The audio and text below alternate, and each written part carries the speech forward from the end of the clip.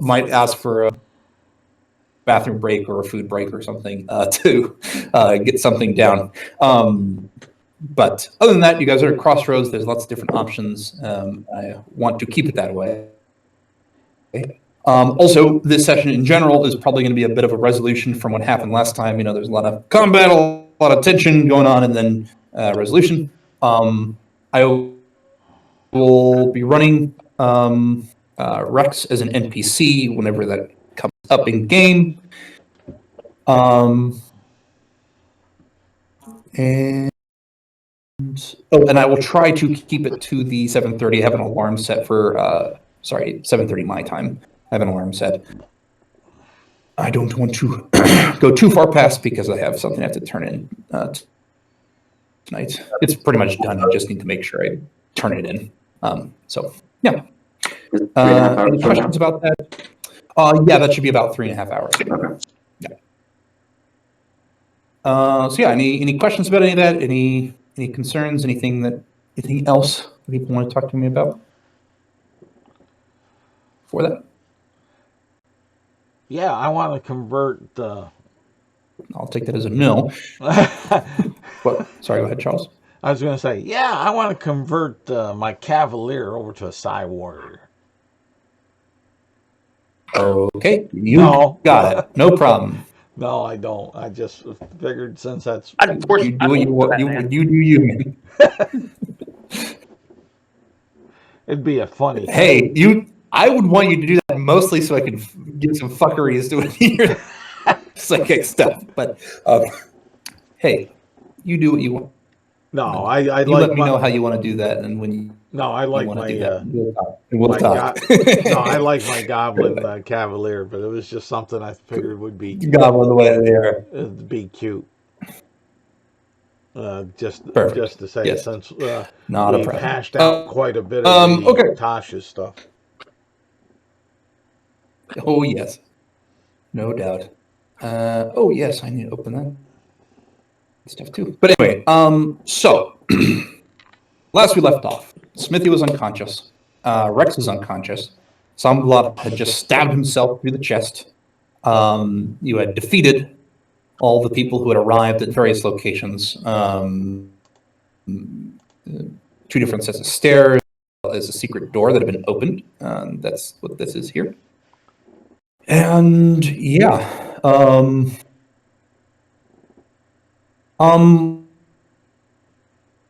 let's go ahead and start an initiative. I believe everybody was stable with Smithy and Rex, but just so I get a sense of what you're doing over the next minute, say. So a minute long initiative here.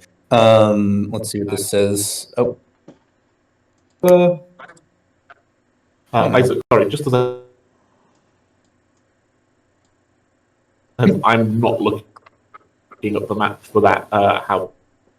Yeah, we're back on the map. There it is. Thank you. There we go. No problem. Thanks.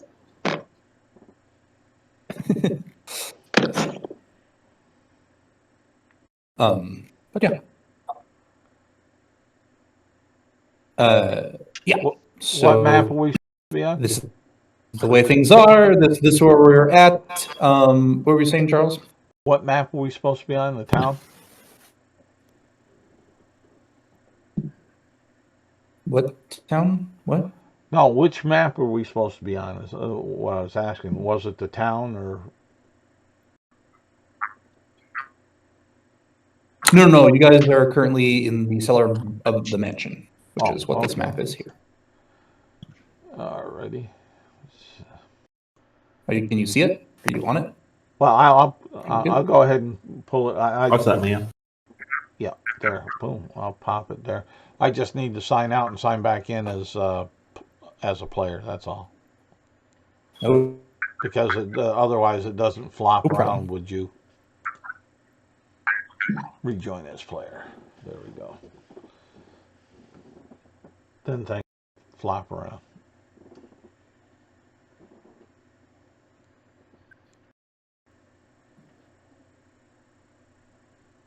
All right. So yeah. So we will start with we'll start with Arya. since you were uninjured and quick as a character, why don't we start with you for what you decide over the next minute or so? All right, sure. Oh, sorry. I just like Game of Thrones too much. Sure. Yeah, she kind of takes a second to look around. Mutters something under her breath about letting people hit them. And will then kind of tend to what wounds she can. Her own wounds? No, she doesn't have any. Okay. She didn't get. Yep. So it's also great pride for her. You should expect us to bring it up regularly. She has proficiency, I think.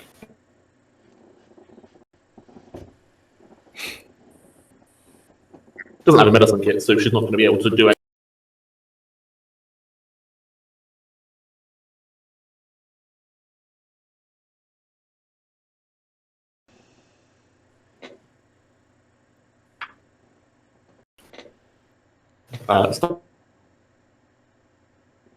Starting with whoever looks the most injured, which I'm guessing is possibly, well, you know, the Conqueror's people.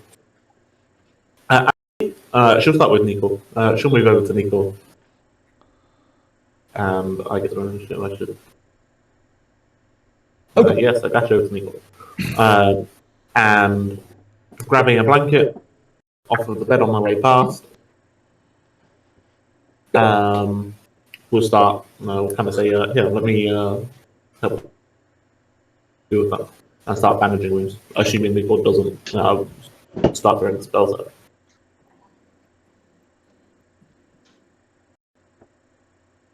Okay. Sounds good. Yeah. I'm going to make a medicine check. Okay.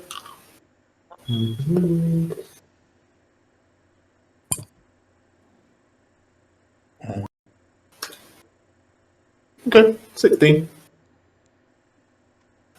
It is above average, so I will take it. Okay. Yeah. With our bandaging your injuries, you are feeling a bit better about things. Hello, Zach. And with the 16, if you want to, you can spend a hit die right now. Okay.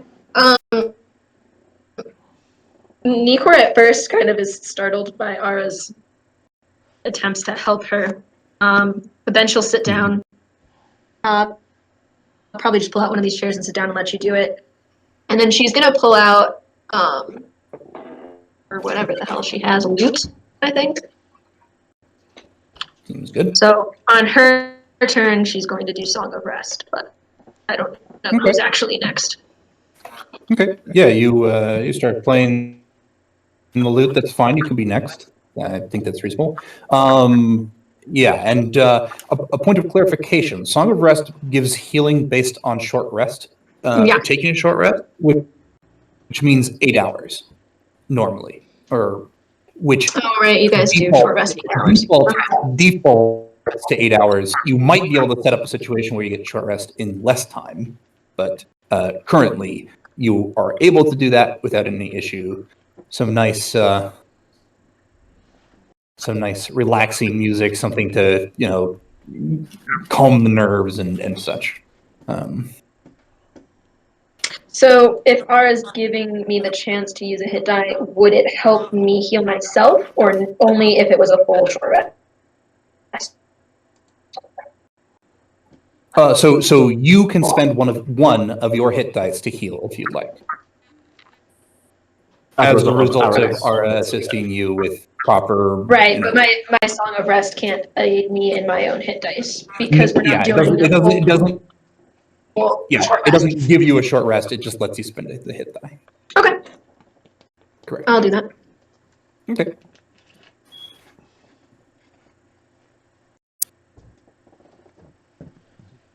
All right. Yeah, so who would you like to pass to, since that is what you are doing, who would you like to pass to start next? Ellie. Yeah, I guess so. If I can't actually do Song of Rest, she's not going to pull her instrument out. She would thank what's happening over here, where Rex and Smithy were last seen disappearing. Okay. She hasn't seen them since the beginning of the fight. So, are you waiting the full minute for to finish bandaging you and Yeah. then going over there? Okay. Yeah. Just making sure. And then who would you like to describe what they are doing next? I'm letting you pass the initiative rather than. Okay, well, I guess who's in the room with me is Jorlin. Jorlin's in the And there. room with you now. Yes, Jorlin is in the room. I'll pass it to Jorlin. So a minute goes by, and then Nikor eventually walks in. What are you doing before that? I had looked at books.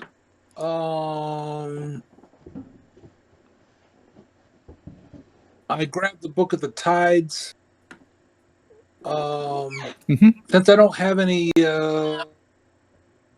healing skills per se, my best abilities would be to search for the group, because I'm pretty good at that. Matter of fact, taking a look at Sambalay, I think we've already gotten him, haven't we? He's dead, if that's what you mean by gotten him. I mean, as far as his the search stuff. You guys have not searched any bodies yet, Okay. as far as I'm aware. So I think what I'm going to do then is I'm going to exit. I'm going to grab Ga, and because me and him work pretty good in tandem, and I'm going to suggest that we search all the bodies, starting with Sambalay. Okay. Sounds good. I will let you make an investigation check after I figure out what God does. And then you'll have advantage or not, depending on circumstance. Charles, you seem to have been called upon by Jorlin. What does God do? Well, the guy would pick his head up and looking around. He's looking for Ara to make sure she's all right. And then You see her immediately. And then with Jorlin saying that, he's going to move to Jorlin and say, "What's up, buddy? You hurt? Rub a little dirt on it. You'll be all right. Rest of you, rub a little dirt on it. You'll be okay. We got some spider webs around here I think we can find. We'll stitch you up." And he'll go ahead spouting off crazy like that, and he'll assist Jorlin in searching the remains, and because his God's intent will be to help Jorlin, but he's going to be looking at faces to see if any of them were the missing sailors, and two, if it's one of the culprits that he's trying to track down from his background.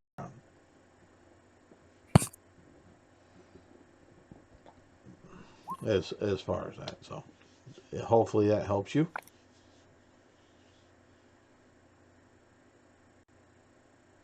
I'm sorry, who are you looking for?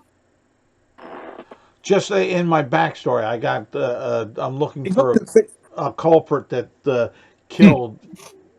That's right. Oh, and that's what brought. Because that information, they were supposedly in Saltmarsh, some information there that one of the regents saw them. So that's why I'm there. So those are the two main things I'm looking for: the missing bodies, because I am a sheriff, and the gentleman that I will, until found, always be looking for.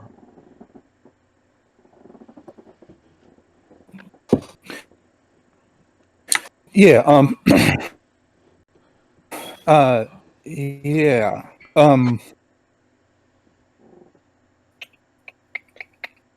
I mean, he's not overly interested Hmm. in shiny things so much as he is his prime concerns, those two aspects. Yeah. This guy doesn't have anything that would tell you, like, he doesn't match any of the information that you learned about this individual that you are looking for. But go ahead and one of the two of you make me an investigation check with advantage. Either I will Jorlin probably or your choice. be the best at I investigation. believe Yep, go ahead, so as Jorlin. well. Actually, what does Jorlin look for on him? Well, Like, you I'm can look at. Feel free to describe to me what you're looking for. I'm not. You don't have to be like, I'm looking for this thing, and then if it's not there, whatever. Like, but yeah. ultimately, I'm not looking for anything specific, but I'm looking to Mhm. see, are his weapons above average quality? What kind of weapons does he have? I guess he's already drank all of his potions, so he doesn't have those anymore. What kind of armor does he have? Okay. Yeah, You know, that makes sense. So rings, mhm. amulets.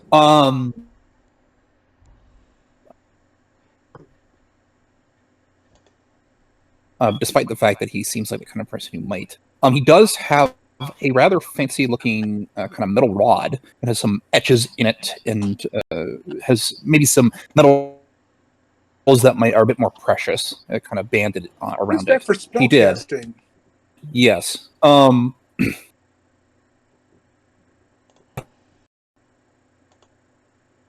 He was carrying two weapons. He was carrying a rapier and a dagger. The dagger, which is currently in his chest. 16, yeah, you would notice that. You also find an looks like it's some sort of fossil, but the fossil is clearly not a regular bone.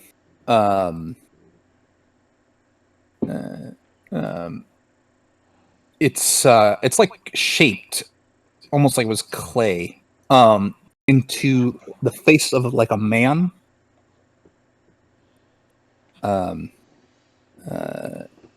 And then the armor he's wearing is actually non-existent. He was not wearing armor, which is probably the reason it was so easy to hit.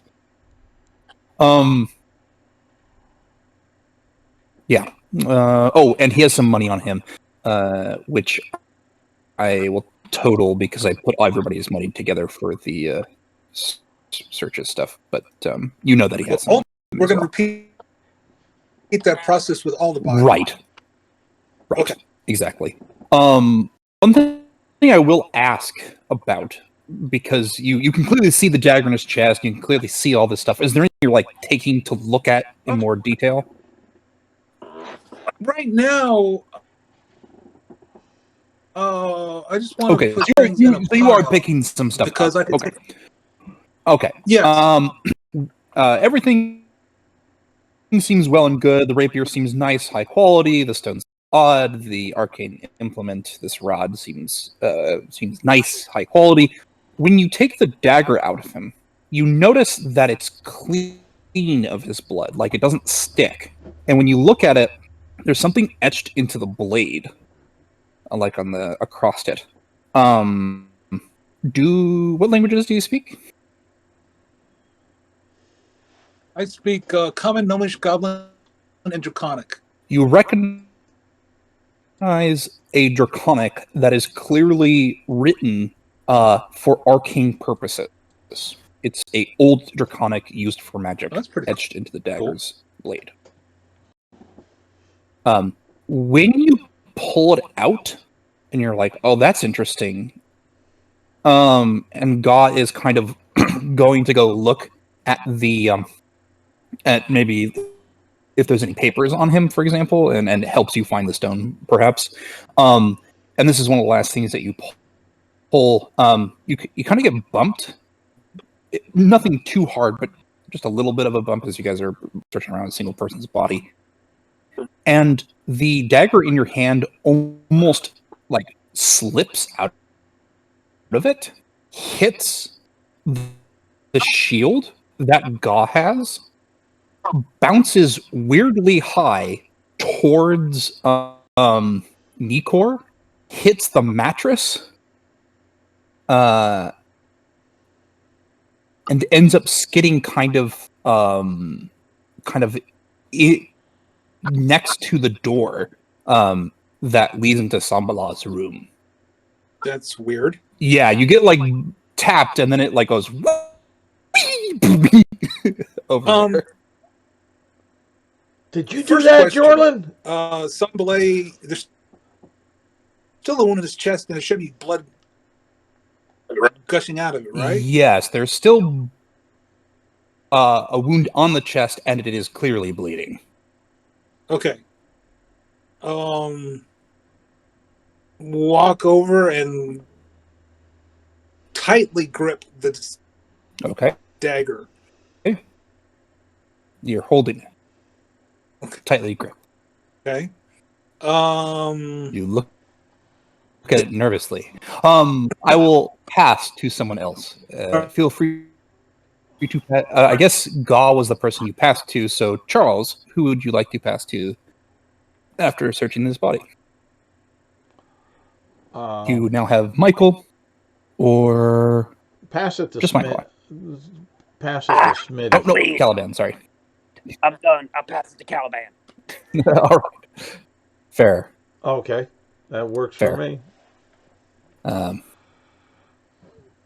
So I guess, yeah. Smithy says, and then it's Caliban's turn.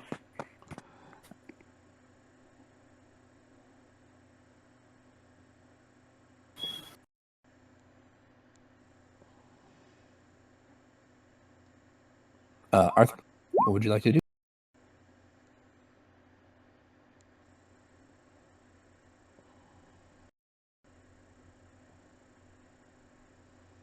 You may He be posted muted. in roll 20. Oh, okay. When you get keep watch. Oh yeah, okay. So Caliban is just keeping watch. And presumably you guys have noticed. Make a perception check for me, Arthur, when you have a moment.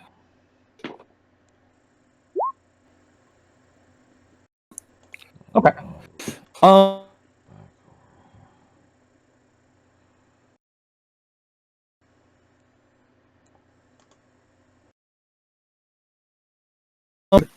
Nor do you see anyone. So. All right. So that was the first minute. It sounds like Gaw and Jorlin will be investigating more of the bodies, and Nikor is helping Rex and Smithy out. What is Ara doing now that she's helping Nikor out? Ara is going around one by one, pulling people away from what they're doing. Okay, To totally damage fine. their wounds. And is reasonably insistent that they do what she says. All right. Go ahead and make me one medicine check. We'll just use that for all of them. Absolutely fine, unless it's rubbish, and then I will be complaining. Okay. I mean, yes, yeah, no, that's fine. this is We'll true. keep that one. All right. Jorlin, you can spend a hit die. You're helping Rex and Smithy too? Not. I mean, Assuming after Nikor everybody- doesn't help them first, but okay, after everyone else. All right. point where they Yep. don't look like they're about to fall over from Yep. bleeding. Seems good. Well, yep. All right, yeah. So you go around, you start helping people out. No problem. I guess we'll do decors next. You are bandaging and/or healing people, Ellie. Who do you start with? What do you start with? Etc. So she's not bandaging people. She comes in here just to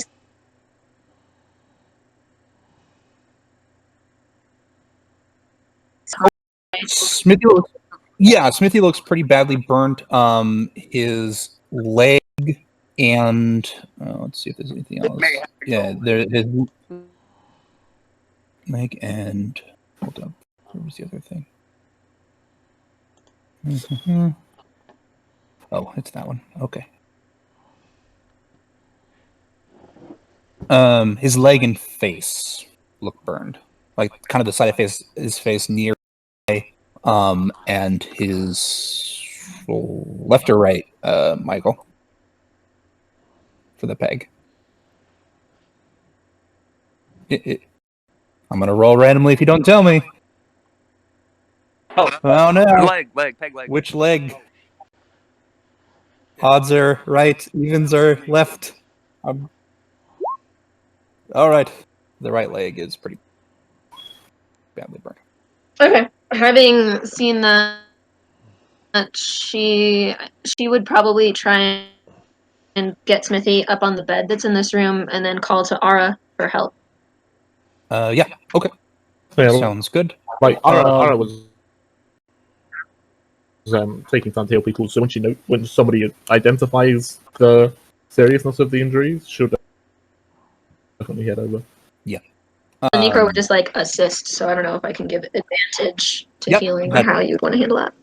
That's totally fine. What's your medicine modifier for Nikor? Nikor has a +2.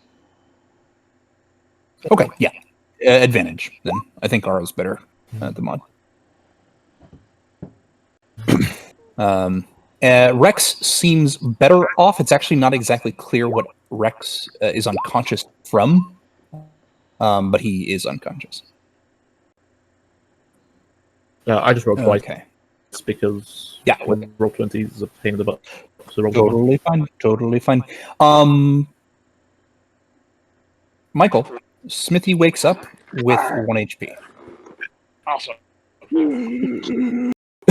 You're like, oh god. Ara, who is stood over you, applying some sort of medical care, looks at you and says, I don't know what you did, but you need to not do it again. I tell you what I did.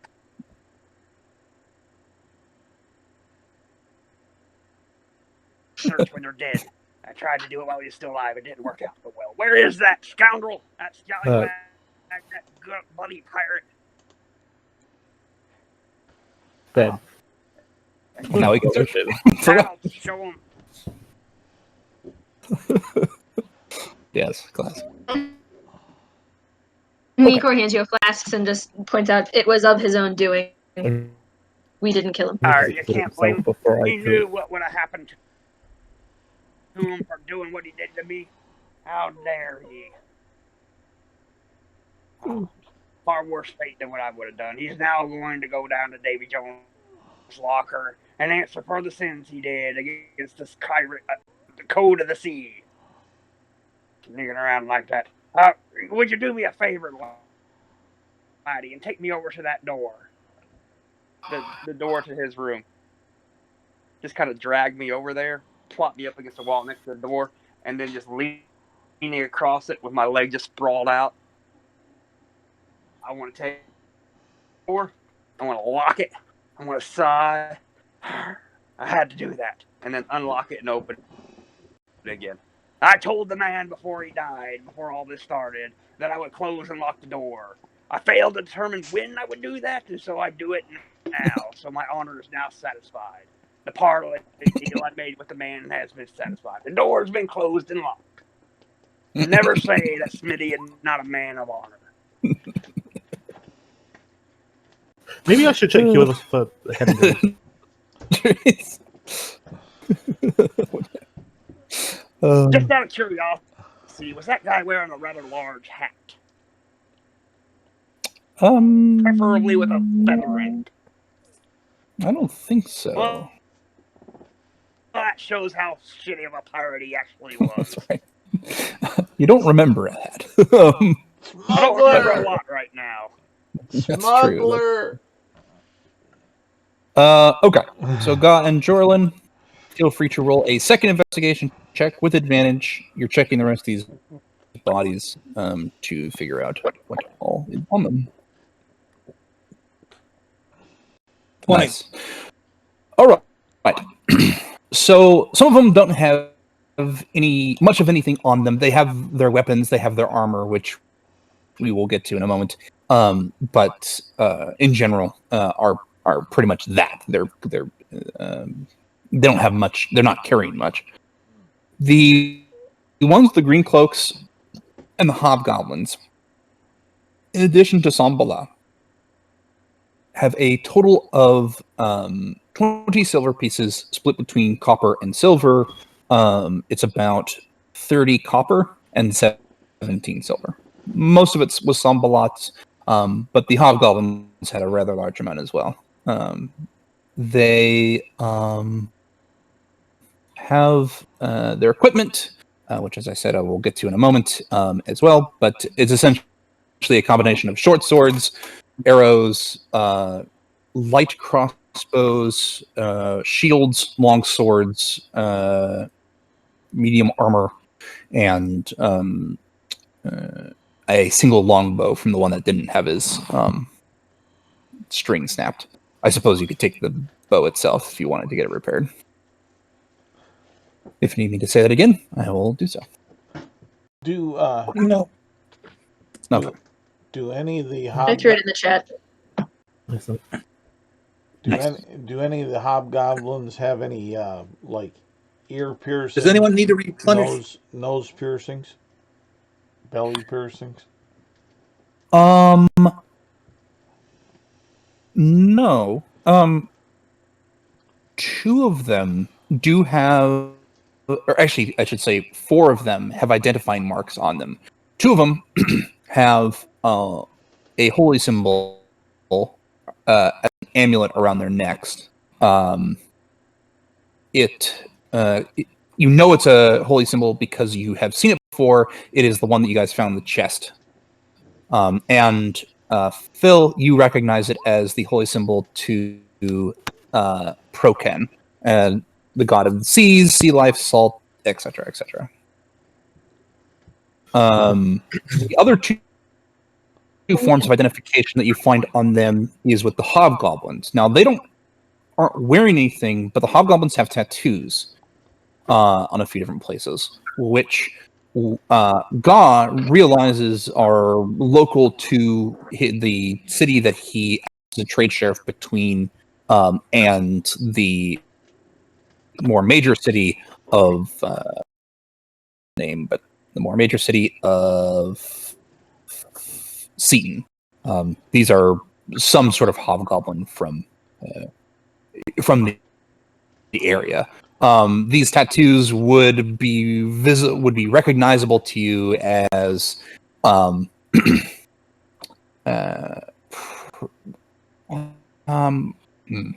to think if there's a human equivalent of what this would be. Well, Ga Mercenaries. on the hobgoblins, primarily the hobgoblins, that just because of the cultural disdain for one and the other. Ga will go ahead in those tattoos. He would want to skin those tattoos off and keep them as trophies to prove that he's waylaid hobgoblins as such by such numbers. Okay. Go ahead and make me a history check with advantage before you do that. All right. History check. You want him to write it, or you want me to make it? Gosh should make it.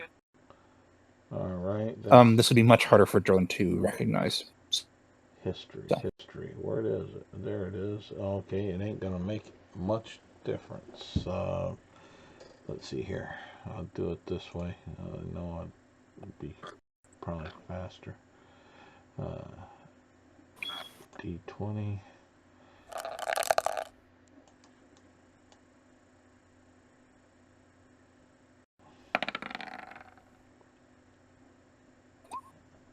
And D20. 16.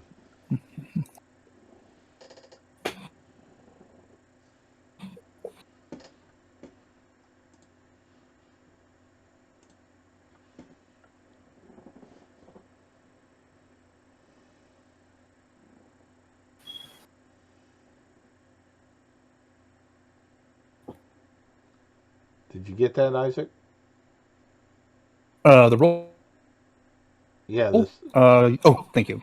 16 is your total. I was like, and the modifier is. Oh, okay, nothing. No, there's. That's why I said it was probably quicker for me to do it that way. There's no modifier. Very fair. Very reasonable. The tattoo that you find on the on these hobgoblins, recognizing them as mercenaries, would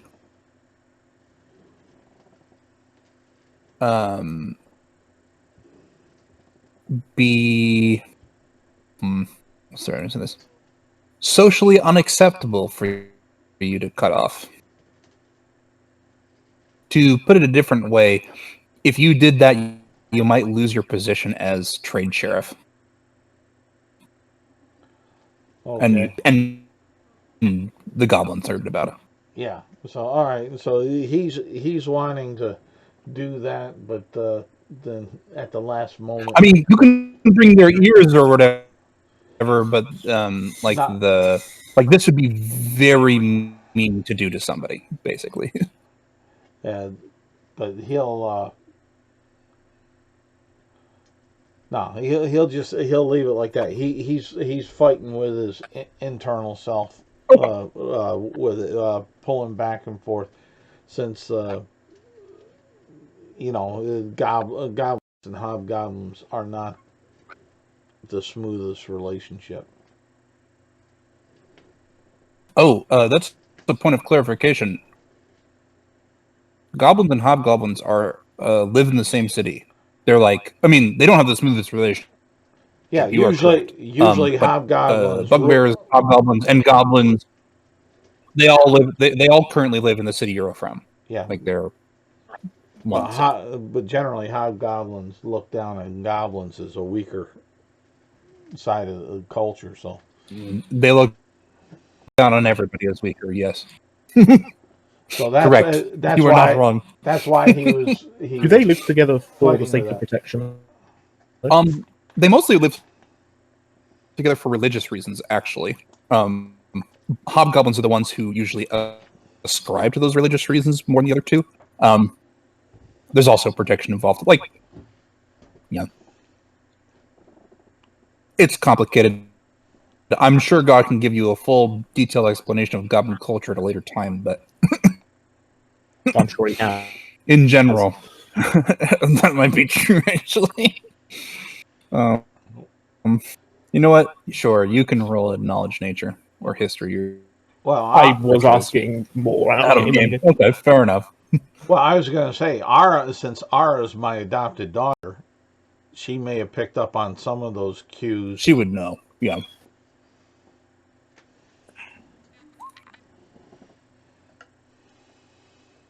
Yep. Okay. Okay, so Smithy is up, really in bad shape, but he's got 1 HP, a limp, and probably heads back to the bed, I'm assuming. Jorlin and Gaw, you've searched everybody pretty thoroughly.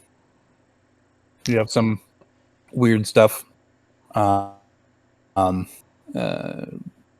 what Zambalad had on him, and Rex is still unconscious. At this point, I am willing to jump to 10 minutes if people wish to do that between things. But basically, at this point, do as you wish. There's no more time shenanigans. No more initiative. So, my You go. well, my question is, do we want to attempt to do a rest? That's exactly my point there, Lassie. Not Laddie. I would suggest that while I enjoy these environs, I'd like to maybe leave. If you can drag my near dead corpse somewhere out of here to the nearest town to a good night's sleep would be necessary for me to get my leg back in order. We should set up camp here and rest here before we go anywhere.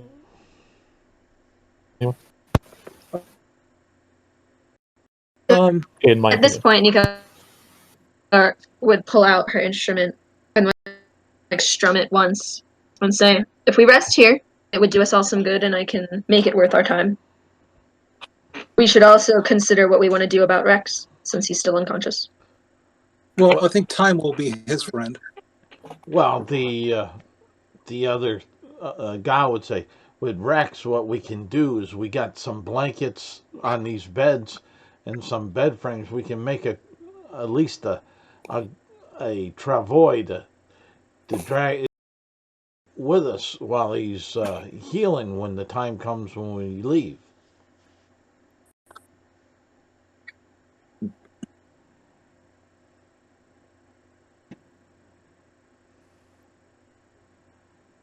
It is 15, is what he said. Yeah. And the number you've killed are 1, 2, 3, 4. Oh, this is good. 4, 5, 6, 7. Plus himself.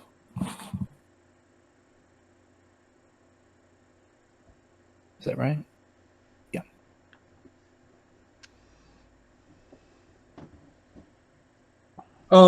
Charlie's going to come over here, and he's going to look. Do you have that darked off, or is it just small? What are you talking about right here? I do have that darked off. Or just right here that lead down further that way. I'll describe it to you if you wish to proceed further. Ara will ask if you'd like her to go. Is there and anything this way? Ooh, area? No. Is this- These just connect. They're just wall as this door, if that makes sense. Okay. Yeah.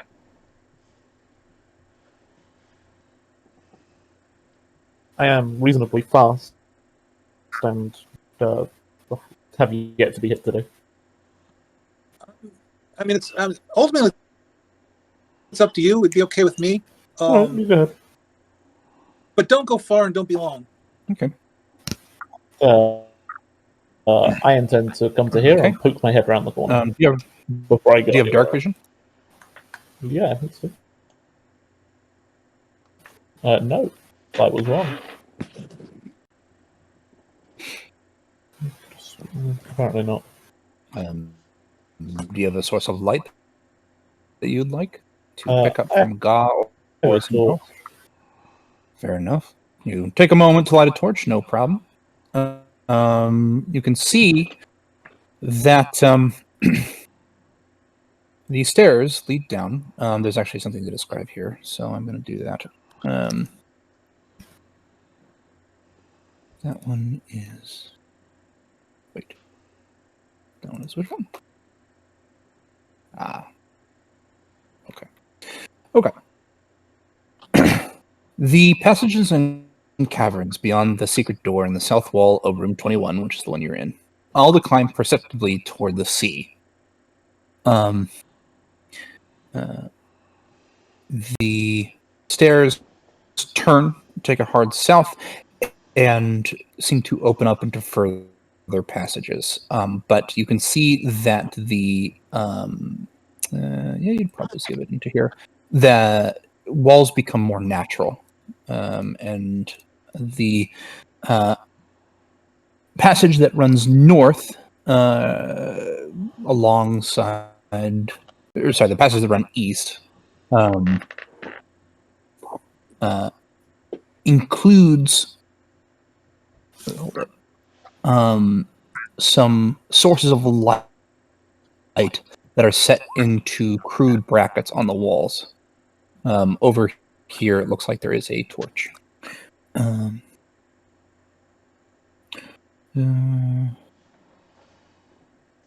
They're natural, though there are signs of worked stone here and there. For example, the stairs. Is there a door? Yeah. Or There's here? a secret door there, yes. Which way does a it door open? that looks like a Which wall. way? Where does it open to? Hey, does it open- open? Does it open? So this door is right here. So if you imagine this entire thing just lifted right, up okay. 10 feet. Okay, so which way does the door open? So the door, Like, which way does it swing? it is a sliding door. You maybe pull it in and then slide it to the side because it looks like a wall from your side. Okay, so it slides. Yeah, it to the right or the left? Or... It would slide to the left, looking south. So it slides this way. So here's my thought process. If we close the sliding door, I can take one of these short swords that we don't care about, jam it into the corner, and prevent it from sliding temporarily.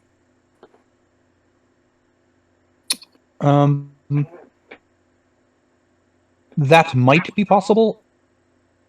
Because of it's designed to open from the other side, it's much easier to block it from the caves, not the basement. But that's not to say you can't. It just means that it's a bit like it's less likely to work because like there's a shift back and then it slides, so you have to kind of jam it where it might shift back, and you kind of have to make like you have to punch through like what is essentially I think it's probably wood, but what is essentially a solid wood door for that to work. It looks difficult, is I guess what I should say. Okay. So are we going to try to do that anyways and rest here? Well, that's the idea. Well, Yes? fortifying is definitely, to the extent that we can, is definitely a good plan. There's 6 of us, though, right? So 5.5. Fair. Yeah, that's probably fair. But you know, some of us could rest, and we could take turns to keep a watch. I mean, I can take first watch while I play music to help everyone rest. Well, I mean, there, you know, from here maybe, you would notice either of the 2 doors into the room opening. I mean, you wouldn't notice if this one opened, but if this one opens, we've got bigger problems. yeah. Which way does this door open? That door opens in a similar way to the one I just described, but you're on the So good we could side. lock it from the side. There isn't an obvious lock, but you can bar it from this side. Yes, pretty easily. Perhaps you should take some of those cots and put them up there to block the way. I'd suggest all of them except for this bed right here in Sambale's room. It seems quite rejuvenated. You say from the bed, yes. Yes, I think I'll be here for a bit. So Just chiming in. Perfect. here's what I think. We can bar, lock, or do something to prevent this door from opening. We can close the secret door here, take the table, move the table essentially in front of it. So you have a long, very long... Either tunnel or climb. Yeah. Or if you tip it up, it'd be a heavy wall. But yeah. And I think that would pretty much fortify us quite a bit. Nikor would point out this other entrance that they came down through. Yeah, now then, if I remember right, that lifts up, right? Yes, and actually has a lock So on this essentially, side. pull it closed and slide the lock. Yeah. I think we could fortify this area. Yeah, you could. Yeah. Do you have any spells? Or I guess, does anybody have any spells that might help in I can fortifying this area?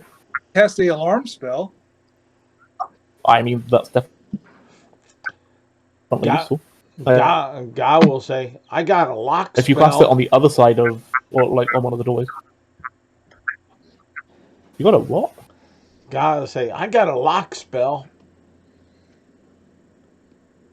You keep cutting off right at the beginning of this, but I'm pretty sure I know what you're saying. I'm saying... He said a lock spell, I think. Yeah, Guy said he had a lock spell. That's pretty useful. Huh. Well, I mean, yeah, no kidding. you just show me the lock and I'll lock Called it. a lock, but yeah. Anyway. Spell done. Jordan will come. Jordan will come and take 10 minutes and cast the alarm spell here on the stairway. On that stairway. Okay, sounds good. You do so. Without any... We can come out, shut the door, move the table.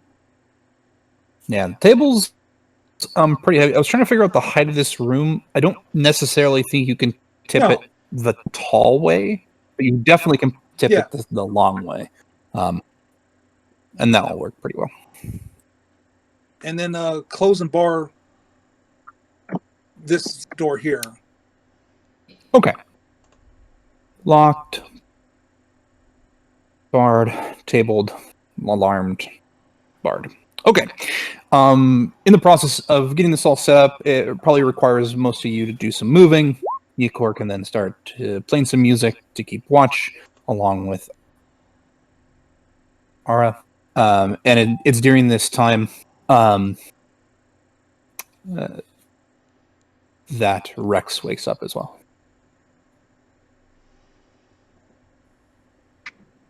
Rolls for any additional trap doors. Good idea. Make me a investigation check.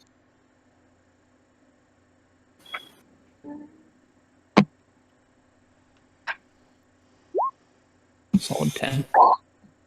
Probably not going to be great. Okay. You don't notice any other secret doors down or to the side or otherwise.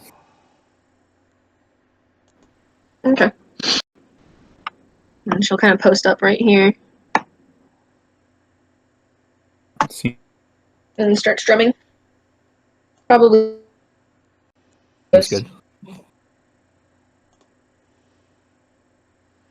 Seems fair. But calming.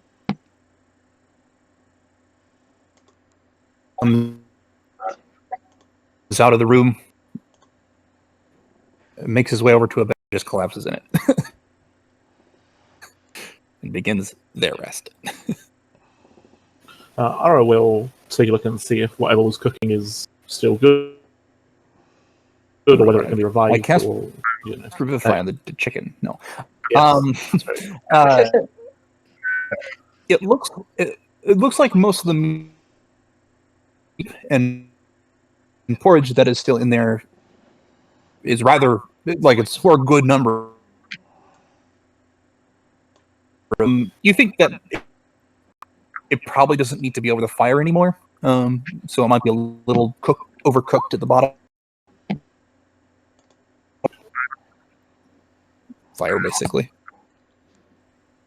Right. Yeah, sure. But yeah, there's food there. It's warm.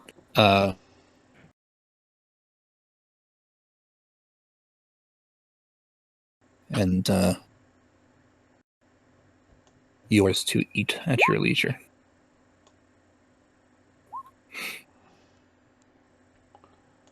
Yeah, Okay. sure. So, So- how long is this going to be? Is this going to be 8 hours? If you want to get a short rest here,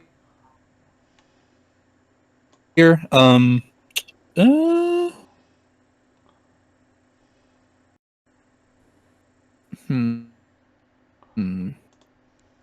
That's an interesting question.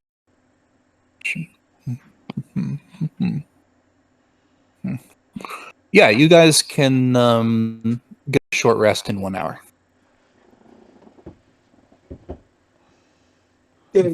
So after an Alright. hour, feel free to spend hit dice, regain class features. Anybody who spends hit dice gets an extra 3 HP, etc.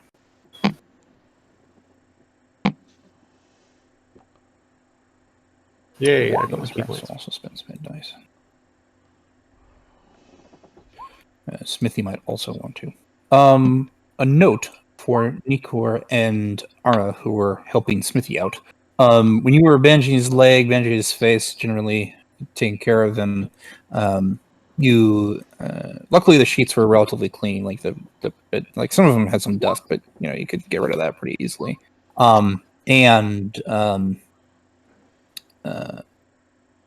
Such, but the injuries that Smithy took are pretty bad.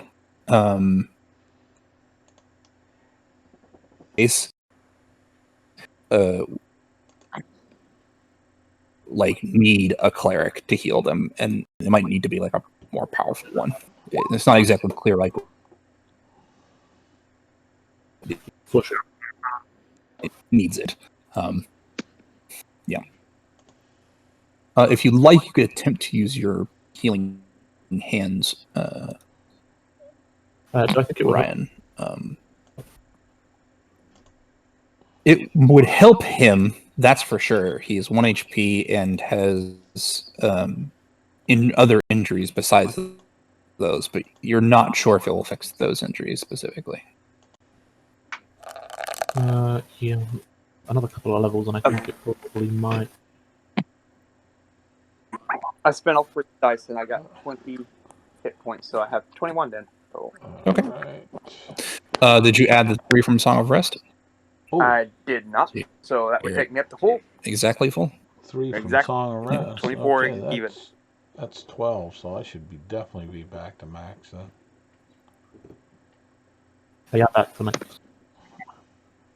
Sounds good. Sounds good. Isaac, So Ara's keeping watch from the thing. You were asking about the dagger, yeah? during the rest, I'm going to focus on this. Okay. Are you identifying focusing it, or are you just like sleeping with it, basically? I'm just sleeping with it basically since I don't have 100 gold pieces. You I also do not have 100 gold gold pieces. Oh, right. Fair enough. Yeah. Over the course of resting with it, you pretty much picked up that something was off about it immediately. But over the course of resting with it, you realize that this dagger is magical. You feel like another person is in the room. Like there's the 6 of you and then one more. And it becomes more and more obvious to you the longer you rest by the end of the short rest. And you can tell that the blade needs merely to touch someone for it, like it doesn't need to cut them, it just to touch them, for it to use the magic that is on it. Okay. I guess you would also recognize, because you speak Draconic, that I think I already said this, but it says Wit's End in Draconic on the blade. Oh, and you know the name of the blade is Wit Taker.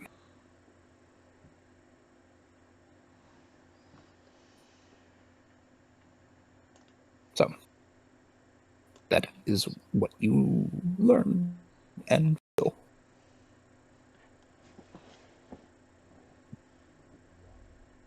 Okay. So after everyone rests, Nikor would kind of ask, once we've all kind of gathered and we're resting together, do any of you recognize any of these bodies? No. Say it again. Who said that? Nikor is just asking if anyone in the party recognize any of the dead. Right. Who said no? Jordan said no. You're wrong. Okay, both of you are incorrect. Really? Jordan recognizes every person except the hobgoblins. Ara recognizes both the hobgoblins. Also, you don't recognize Sambalot, actually. These are people from town. Wow. So yes. Like, you don't know them well. You don't know them well, but like, especially Jorlin is like, yeah, I've been near the docks. You know, I've gone to speak with Prime, you know, Galen and others in the area. These are people from Saltmarsh, sailors and, you know, other individuals. I'm going to make a note. I'm going to put my intelligence. If I 21. I'm going to see if I can remember their names and just jot them down. Yeah, we'll say that you recognize one of their names. I will. It doesn't matter. The find name a way. is doesn't really matter. I was especially if I can know all of their names. I just want to just kind of write them down. So eventually, when we get back to town, you know, I can say, "Hey, these guys were doing some funny stuff up there." Totally fine. Yeah. Yeah, names are unimportant.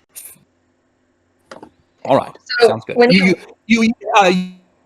don't recognize them well enough to recognize all their names. You think you have one of the names right, and there's another one you're sure you have right, but that's all you know. Okay. Are the hobgoblins you have seen traveling down the road that you and Ga watch before? You don't know their names, but you can tell a hobgoblin face from a hobgoblin face. So when you respond that you guys recognize many of their faces, Nikor would ask if they were known to hang around together. I think we'll have to answer that. Yeah. That you probably would not know. Maybe Jorlin suspects they do, but isn't sure. Ga would Okay, then say, Nikor's last question would be, are there any faces missing that you would have expected to see with them?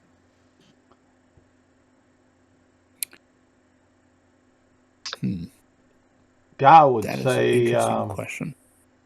that the smugglers all hang together. Gon Ara, Gon Ara, go ahead and make a intelligence check. Jorlin, the same. I don't think anyone else in the room has anything to say. I guess Smithy could. Smithy is in a difficult place because you can't really see their faces, but you know. Greg. Bloody pirate. Nice. That's right. Sweet. Give me a second here. Could I Intelligence? attempt while resting to like break one of the chair of his study or something and cut it and like use it as a stent type thing? Yes, that's fine. Go ahead and make me strength check, just a straight strength check. Unless you have woodcarver's tools or something like that.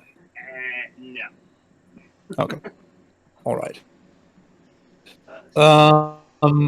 Ga, who recognizes these hobgoblins a bit better than Ara, actually realizes that there are two other hobgoblins that you would expect to go with these two. You can't remember the names of them specifically, but they have also traveled along the road that you watch.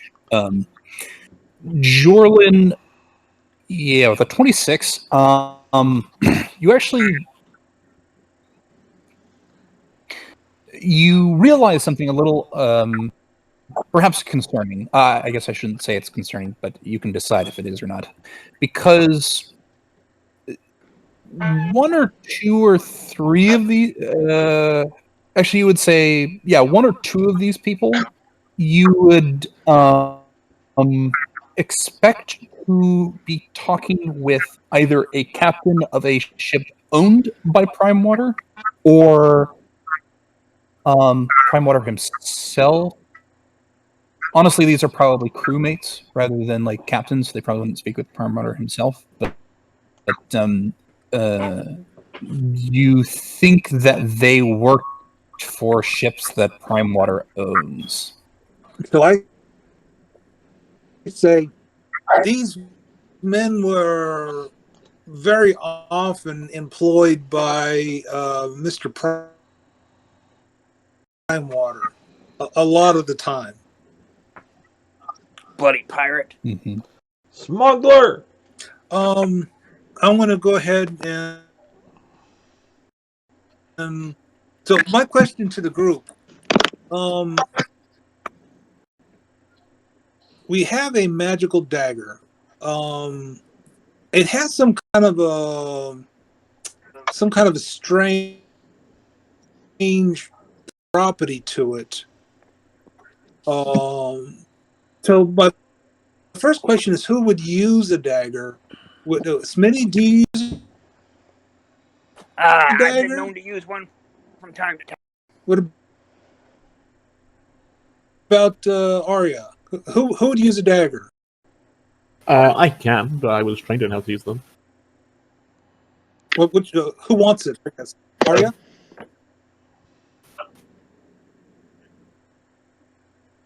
Sure. it's Nico not would gonna hurt pack me, up though, and right? say, I could use it, but what is the strange property? I'm not Still entirely sure. It seems to have I think it has a memory of the last person it killed. Well, it's not exactly a Best to leave curse. such things alone. At least not that I can determine. That it's not. Not yet, no. Just, So it might be. Jorlin would never use it. He's just, I'm going to stand in the back and cast my spells.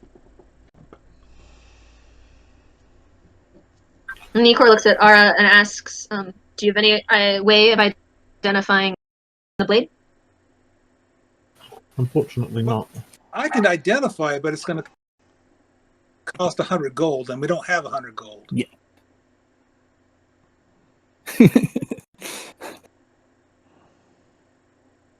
So right now it's going to be a little bit of experimentation, probably until at least for a full day. What do you mean by experimentation? Oh, basically attacking with it, hitting a creature with it, and then seeing what happens. You don't think you need to. You don't need to. You don't think you need to stab somebody for it to work. You think it's easy to touch them. Just touch somebody. Yeah. Right. I mean, yeah, I can give it a go. I am working on a way to make daggers more effective. So right now, I can't use them any better than anybody else. The question is, who would use it? Would you use it? Would Nick use it? Would Smitty use it? I will use it. Okay. But if somebody else would like it, that's fine. I can hit people. So I have a question. Yeah. But, well, it's more of a DM question. If I use Booming Blade and I had the dagger in my offhand, could I then use my bonus action to attack with it? Yes. I could use it then.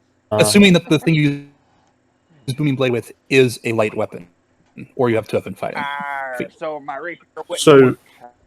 I'd have to like dagger You would- Booming Blade. Booming Blade with a dagger and then dagger, or you would Booming Blade with like a rapier. Nope. No, I have short rapier, sword not and light. dagger. Yeah, the rapier is not light. Short sword and Uh, dagger. I could use a sword Mhm. and a So, dagger. Isaac, just to clarify on that, If we would say that one of the Uh, short swords was a cutlass, I mean, same. Yeah, I mean, sure. Mechanically- Yes, that's fine. same. It would thing, more but likely it to- looks more pirate. Yeah. Yeah, that's probably It fine. looks pirate. What were you saying about Ryan? this is a homebrew rule that you're introducing. Why would it be Humber? You're making an attack, right? You're casting a spell. The action that you're taking is to cast the Fire. spell. He's correct. Mechanically speaking. That's why I was asking. Oh. You're using So- mechanical I'll look spell up sage advice Yeah. about it. So you'll have to And not the decide, attack but action. the base wording is you can use a bonus action to attack with a light one-handed melee weapon. You can only make this bonus action attack after you take the attack action with a light one-handed melee weapon in your main hand. And Booming Blade would be a cast Yeah, spell action that's instead of probably the attack action. Even though it does have an attack as Okay, fair enough. as the spell action. I'll give it to you. Fair enough. So that's a no, or yeah. Technically, by the rules, as far I will. as For I'm now, concerned, let's that would assume be no. Actually, no. For now, let's assume yes. I will check for sage advice on it, and if I don't find anything that confirms it, I will then later say no. I'll tell But you, you for will now, see. it's fine. If you look, you'll find something sage advice that says. Now, So, the other thing, that is- Smitty, before you go, we also have a rapier that was Somebody- of good, very good quality. Is rapier? Yes. Yeah. Yes, I'll take that. So Arya, you want the dagger, and Smitty gets Sure. the rapier. We Okay. also need to, have a conversation about the fact that Smitty is currently missing a leg, and The leg's still I there, am. it's just kind of flopping around. Nobody's actually cut it off yet. I managed to take this chair particle there and cut it apart and strap it to my leg so I can Here, use let it me- as kind of a cane. Let me take a look at it, okay? Yeah, Arr, I'm not. Just look, don't touch. Tinker's tools. Like, I'm not a professional medical expert at this point. I'm working on it. My medical advice would be for you to not be getting into the front of combat if you know how to use ranged weapons, given the limited mobility that you're most certainly going to have. Well, I do have this bow here.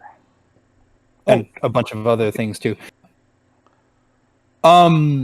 So a real quick note. Jordan, you look at this thing that Smithy is strapped to his leg, and it's terrible. Like he can walk with it about as good as he can walk with a leg normally.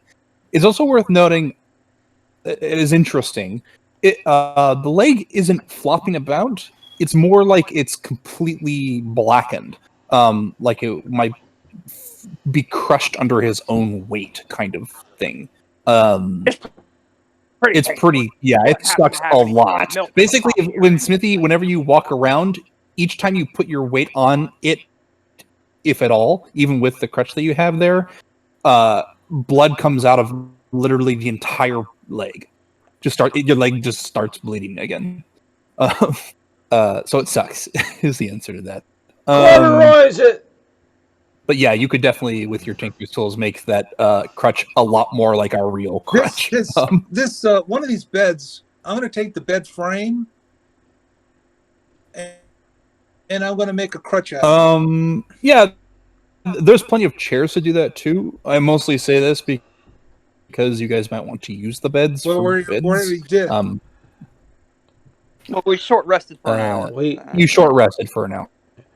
I mean, it's up to you. I'm just saying there's a ton of chairs and a ton of beds. It's your choice what you All want right. to do. Well, with them. make him a real crutch. That Sounds fi- good. that You make them fire a real crutch. that fire is still burning, right? Nobody's put it out. That's correct. Okay. Guy will say, "I've seen So this if you done got on." enough rum on you, I could possibly be talked into letting you cut her off. But that's only if you got enough rum in. Guy will say, "I've seen this done on the battlefield a few times. We'll take a short sword, we'll heat it up in the fire, and we'll stop that bleeding." It's already been heated up in the fire. I think it's kind of I think- medium rare at the moment. Yeah, He means the sword. Oh. He's going to hit the sword. Not your leg. and then we'll put the hot sword to the leg where the blood's coming from. That should stop it. Yeah. Yeah, you got any rum on you? Nikor will offer her flask again. Listen, guys, right here is not the time to cut off I someone's would agree. leg. I don't think anyone's Um, cutting off any legs. They're trying to No. solder the wound to stop the bleeding. Soldering the Attached to it. Talking about cutting it off. So I'm gonna help you guys out here a little bit, because this is a little. Aura and Nikor will know this. From the knee down, it's been badly burnt enough that all the interior arteries and such are held in place until the blackened flesh cracks. Once it cracks, which would happen with almost any weight across that part of the leg, then openings appear where arteries can now flow again. Basically, you it's like picking at a scab, but the scab is your entire leg. Okay. If you burn it, it won't do anything because he'll just put weight on it and it will break the burn and then it won't do anything. If you crutch it, that helps. So first off, we're going to crutch it. Second off, I'm going to take some sheeting and literally wrap around the leg like an extra layer of skin. Yeah, as you go to do that, Caliban is like already has the sheet. and Thank you, is like, Caliban. Hey, Way I ahead of said me. this, but- That's right. So once we can get him up and moving, we can move along. Seems good. Yeah, Nikor would point out while one you more guys are thing. doing all this and discussing options. You know, we're not that far from town. You're about 4 hours walk once you get outside the building. Yeah, That maybe 8 hours. it might be longer with him, but not too bad. It's also worth noting that the temple is on this road before you head into town. And then that's what Nikor would mention. Was that the temple was on the way back to town. It might be. Got some information So for you you, can get Arya. Read the roll 20. Sure, I can do that. 4, perfect. The dagger has a name. It's called Wit's End. Sorry, you got that reversed. The dagger's name is Wit Taker. Wit's End is what's etched Okay. into the blade. But yeah. Whittaker, I will add it to my character sheet. Cool. Yes. So noted. It's around this time that Rex says,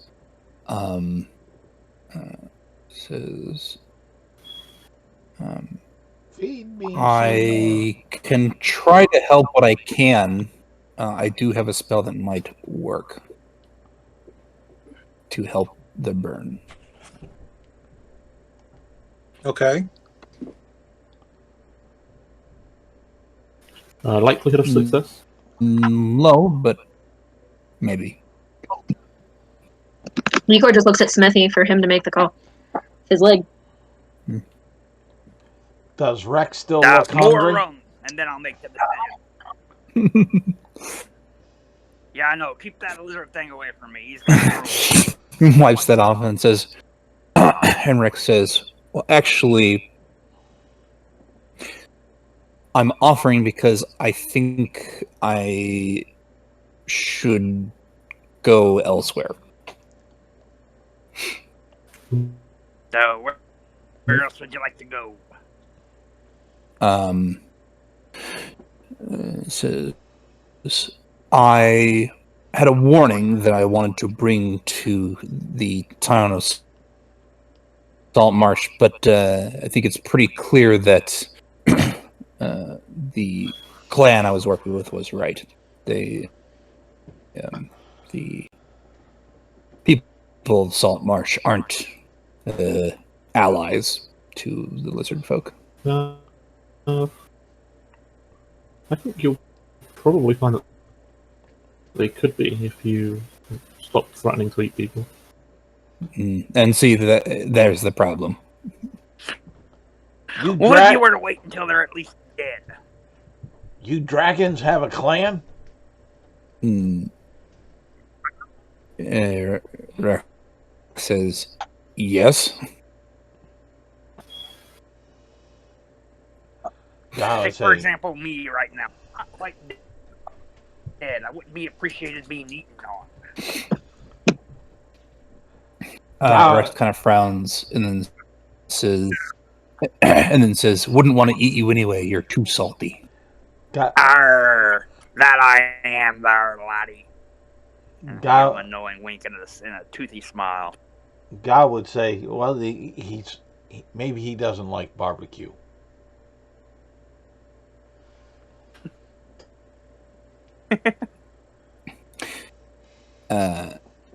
Yeah. And so at this point, Rex will come over to you and will cast a spell, which I will tell for your guys' sake, out of game, is Lesser Restoration. Maybe, I don't know how Rex would phrase that. I cast Lesser Restoration. And I now need to check to see if that actually does anything. Well, he's got pretty bad burns on his face and an eye too, right? So maybe yes, it actually helps to burn. one. It helps to burn on his face. It doesn't do anything to his leg, unfortunately. But the burns on your face, as well as, let's see, some first degree burns in other places of your body heal, like on your side and such. Thank you. Feels a little better now. Good. So Rex will kind of make his way over to this set of stairs, but we'll wait here at the chair to see if there's anything else you guys want to talk with him about. But you can tell that he's pretty much waiting for an excuse to leave. So what do you think, Smitty? Do you want to continue on, or do you want us to go back to town? It depends on if I can walk. How well I can walk. If I can walk, then I'll carry on, because I believe there's a ship down there with my name on it. Oh, we got your crutch. We got your leg bandaged up. You want to give it a try? All right, let me give her a go, and I'll attempt to walk around a little bit. How do I feel? What's it like? Okay.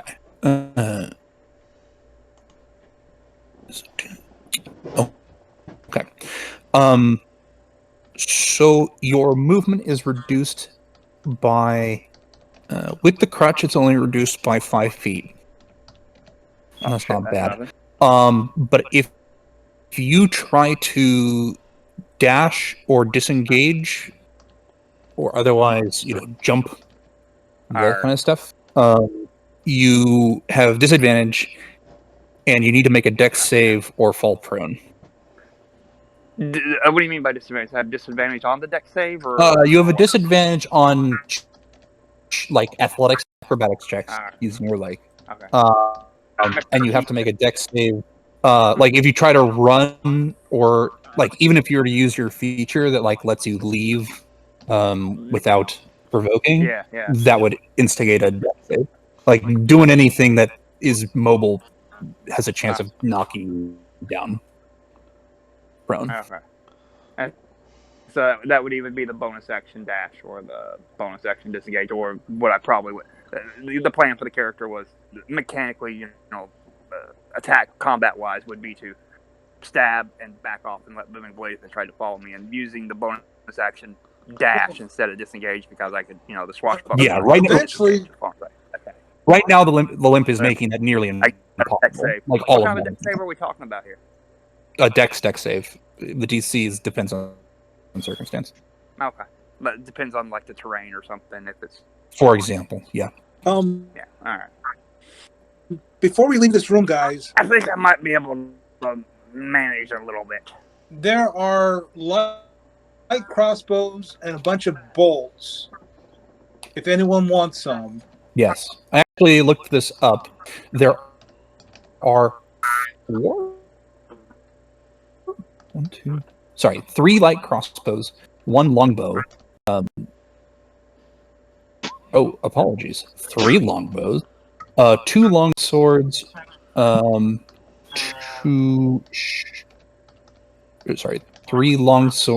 short swords, 3 scimitars,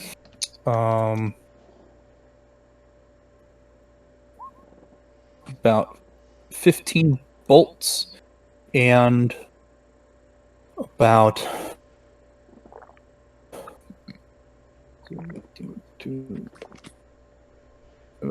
35 arrows. So you have a good armory's worth of stuff. And the hobgoblins have there was 2 shields and 2 sets of chainmail and 2 sets of leather. And 5 sets of leather armor. No studded. None of it's studded. I would put forward that even if we don't want this stuff, we should take it because some of these things have to be worth some money. The chainmail, the longbows, maybe the crossbows. shields and crossbows. Yeah. The shields and the leather armor's not really worth that much, and plus it's a lot. We've already got plate mail, so that's a lot. Yeah. And that's a lot. So out of game, I'm aware of how much like crossbows and everything is. Arrow isn't aware of that. But. Speaking of chainmail, does anyone want to wear chainmail? Or the plate Caliban? mail? Wait, why aren't we wearing the plate mail? No one actually could wear heavy armor, I believe, in your team. Or if they could, it didn't work with their build. Caliban Chainmail chain? I'll switch out a light crossbow for my short bow. Okay. Chainmail, I believe, is heavy armor, so Caliban, I don't think. Yeah, nobody can wear heavy armor, so nobody can wear chainmail. Dark can wear heavy armor. Dark can, but Dark not Dex fighter. So, I mean, sure, but Nikor would take like depending. crossbows and some bolts too. want light crossbows? Sure. Yeah. Well, how many? There's only 15 bolts total, right? 15 bolts total. Yes, there's only 15 bolts I'll let you for take the. them. I'll just keep my short bow then. Yeah. You sure? Okay. Well, get back to town. We can buy. I mean, we can probably always buy bolts or like even trade extra weapons for ammunition if you want to grab one. But we can do that later. Yeah. There are extra arrows, right? There are Yeah. a couple of guys who are shooting both. Yeah, there I'll were grab some arrows. 35 arrows between them. Let's see how many I need. I don't think I need that many because I can't carry a ton of them anyways. I pick up 6. Okay. Sounds good. Hey, Father. Yes. Well, looking at this chainmail, would it fit a goblin? No. No, none of the armor there would fit Ga. Ultimately, what we can do is, if no one wants the plate mail, we can sell it, and then you can have goblin-sized plate mail made. But Ga probably wouldn't use it because it would mess with his decks. Yeah. It mess with your stealth, I guess. Yeah. So you're Yeah. Well, with his natural. the, For now, Yeah, everybody. goblin- For now, everybody mark what they're picking up for their weapons to be actually used. If you're planning on selling it, we'll get to that later. I know what the list of stuff is and stuff. So yeah. I don't know, at this point, like, whilst they're all sorting this out, we'll have taken a piece of chalk from her pouch, drawn a target on the table that we kind of stood up, and is throwing the dagger in the middle of the Were there target. any daggers Doesn't other use than the magical one?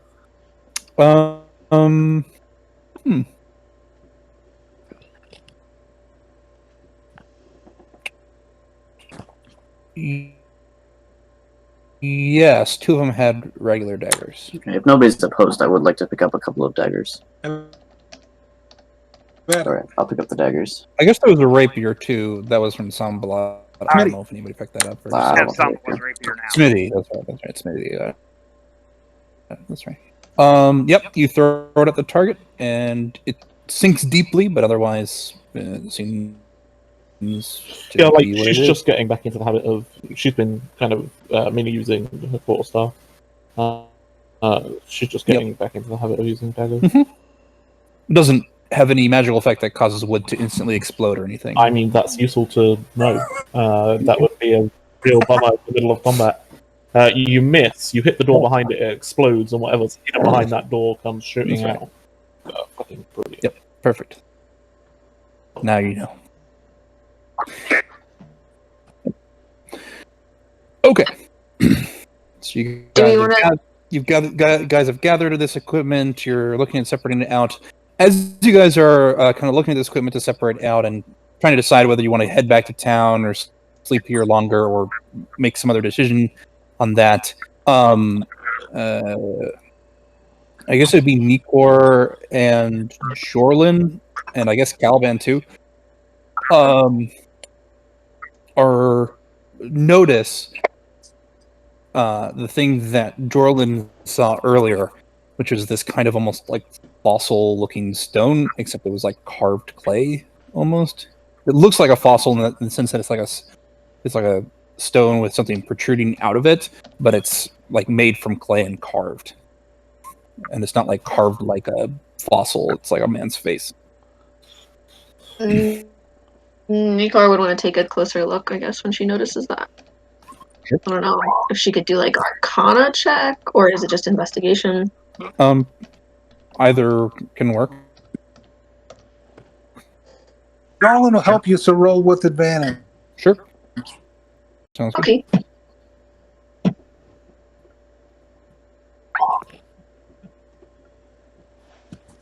I guess there's also the rod. Thank you for the advantage. The rod also might be interesting. But for now, with a 15, you recognize that this is a sending stone. Hmm. To describe what a sending stone is, it is a bit like a cell phone that can send verbal texts once per day. You activate it. Any noise that is made comes through to the other side for some amount of time, and then the magic ends, or you deactivate it, and then that's what happens. There should be 2 of these. Mm-hmm. There should be. That means somebody's got the other and he's been communicating with them. Perhaps it's down on the ship. Or perhaps it's back in Saltmarsh, where Lord Primewater is communicating with him for his pirate actions. Something. I remember that he put his hand in his pocket. Mm-hmm. Maybe you push it or you rub it or something like that to activate it. Know how to Probably. activate it and be able to tell the party. With a 15, you're not entirely sure, but you could probably figure it out given a little time. Because they are unique. Okay. But if you looked at it for some amount of time, you could probably figure it out with a 15. Okay. If you are asking if it was in his pocket, kind of. The rod that he had was in his pocket. But this stone was on a secret pocket on the inner side of his jacket, right where his other hand would have been, but on the inside.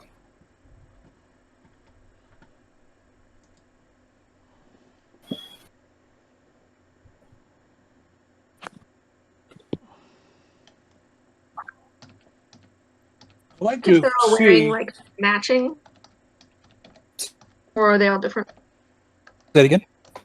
Are the jackets they're all wearing like matching? Like, does it look like uniform, or do they all have different cloaks and things?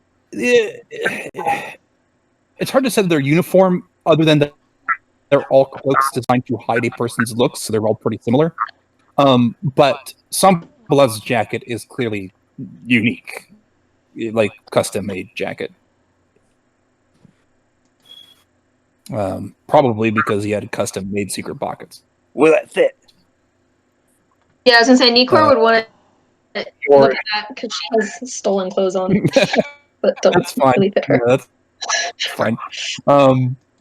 It might be a little big for you. Sambalat was a rather tall man, but he was also pretty lanky, so middling. It just feels like a longer jacket than it probably was designed to be. That's all. Tote. There. Yeah, that's right. Unfortunately, Smithy is still hobbling, so Nikor gets to it first, much like pretty much anything else that you would want to reach.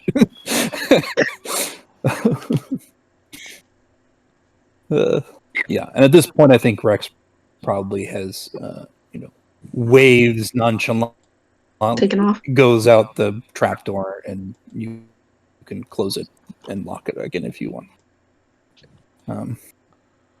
Fare thee well, my cold-blooded friend. May the winds of the sea blow us together again. Did Jorlin figure out this sending stone? With a 16 Arcana? Yeah. Yes, we'll say that yes. You figured out that there's a command word to activate it, and it has a limit to the number of uses per day. And you are able to figure out, based on what looks to be like the arcane etchings that are part of the crafting of the face, basically the man's face on it, that it's already been used. No, we gotta wait till tomorrow.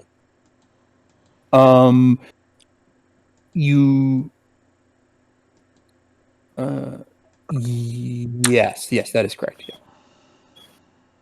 And none of these other guys had a face on. None of the other guys that you didn't notice any of the other ones have any of the ascending stone on them. But to be fair, what Sambalat was carrying this one in was a secret pocket, so there's a chance that you missed it. But Hey, go. Oh, Yeah. nice. would you help me take a look? See if there's another sending stone with one of these guys before we get out of here? Well, I'll help you look a little closer. As far as that, where do you want me to look for? Help you look for it. I can stand on your shoulders. You can stand on mine, and we can look at high places. I know we're just average height, and all these other giants that are around. We're checking. We're checking the clothing to see if they have any secret pockets. All right. Yeah. Okay. Oh, I'll tell you. I used to frisk down some folks at times on the road that were trying to smuggle things. You know how those smugglers are. They go to hide things there. And when he says smugglers, he's going to look at Smitty, but he'll give Smitty a wink because he mildly made his way back into God's heart for as hardy as he fought, even though he's still on the dark side of right. Fair enough. And he'll say, they'll open up the seams on their coats there, and they do a rough job putting them back together quick, so we can look for those things there. Yeah, I'll give you a hand. All right, got a 17. Sounds good. So you check these other people. None of them seem to have a second sending stone on them. However, one of them does have a piece of paper that you missed, kind of tucked up in a waistcoat. And you realize that that although you had taken now the jacket off of Sambalat and some other things, you had not looked there for Sambalat for anything in his waistcoat. Essentially, it was like basically a piece of paper that was like sewn, maybe not, but you know, like slipped in through what looked like maybe just like a normal tear in the seam, and so it wouldn't have been noticeable from nearly any obvious investigation. You do take it out though, and the piece of paper says says LSL times 2.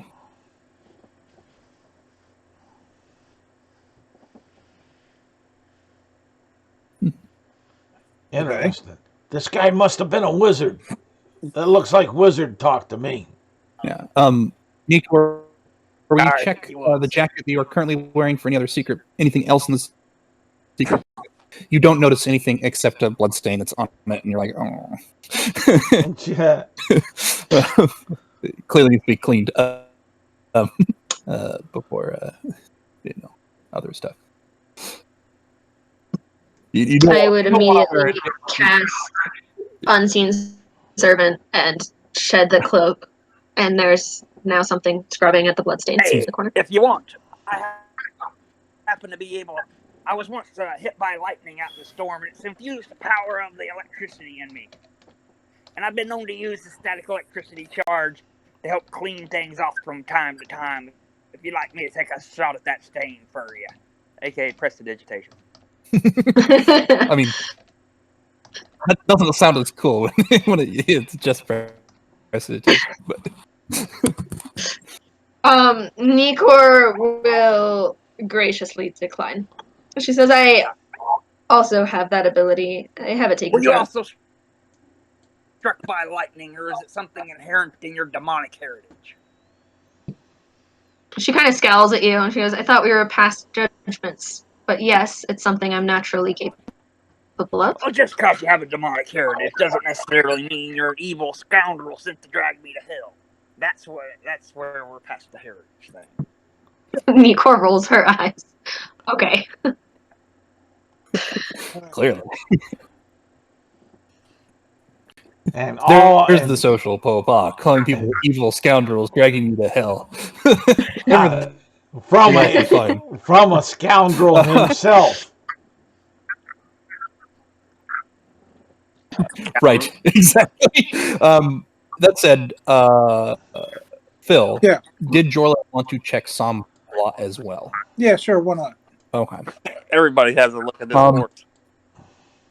Okay. Well, so we're being a little more specific at this point. Right. You are looking for something hidden in the waistcoat that you wouldn't notice because there's no bulge or anything like that to imply an object. And when you check the waistcoat, it's very thoroughly soaked. He's dead Areno. But you notice that there is damage to the seam, or honestly, it's not even damage. You can tell that it's been placed in such a way that it looks like it's a fully intact seam, but you can just scoot a finger underneath it and kind of slide down and it will pull off. When you do that, you realize that there is something in his waistcoat. And you pull out what looks to be like heavily drenched with his own blood papers. They're all also stabbed through. This is a good time to use that static spell. Just give me a minute to build up a charge. Core eyes between everyone and's like, I don't know that lighting the paper on fire with lightning is going to help anything. Just a small little stack charge, not enough to light her on fire. Although I can do that too if you need it done. So you kind of rub your Alright hands is together. gonna she's gonna raise an All eyebrow. about the She'll take a second to shape water and just kind of pull a ball of water towards her, ready to put out a fire that accidentally starts. Sure.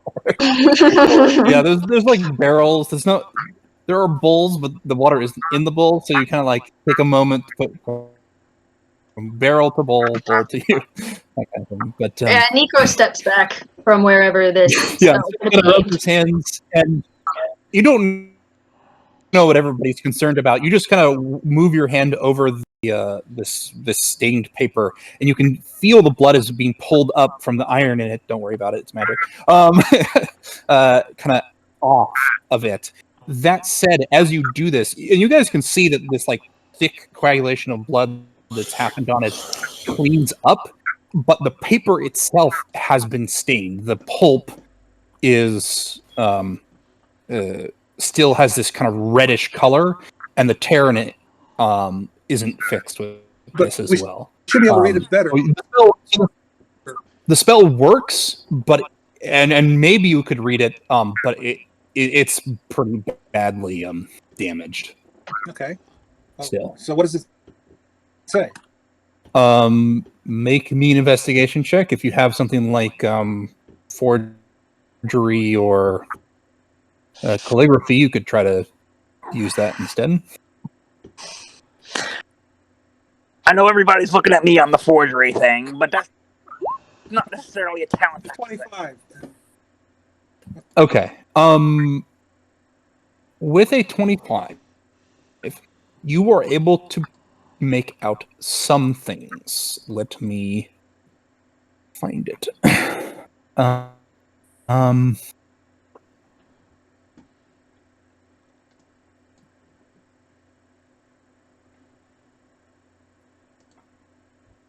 Let's see. The second part information. Okay.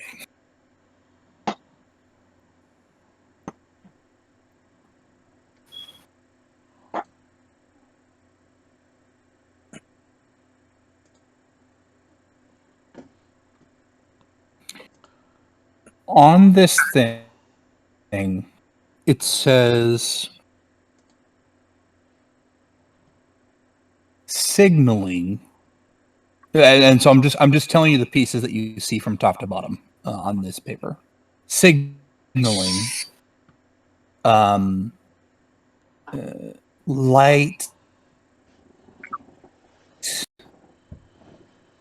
and ship, full, long, short.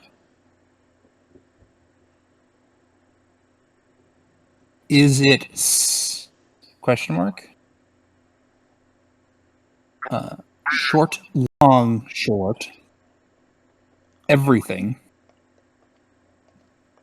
Long. Come to the ship.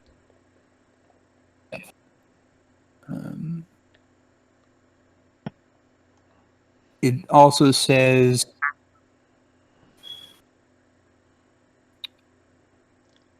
first signal ship,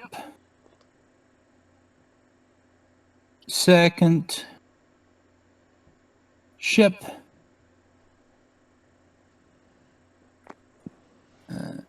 wait for arrival, rowboat,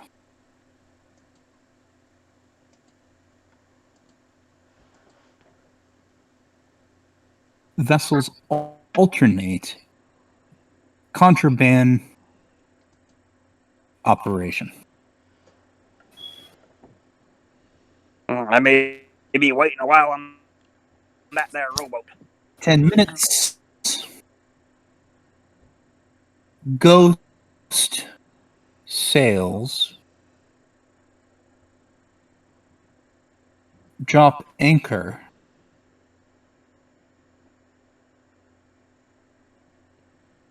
Stop them drinking.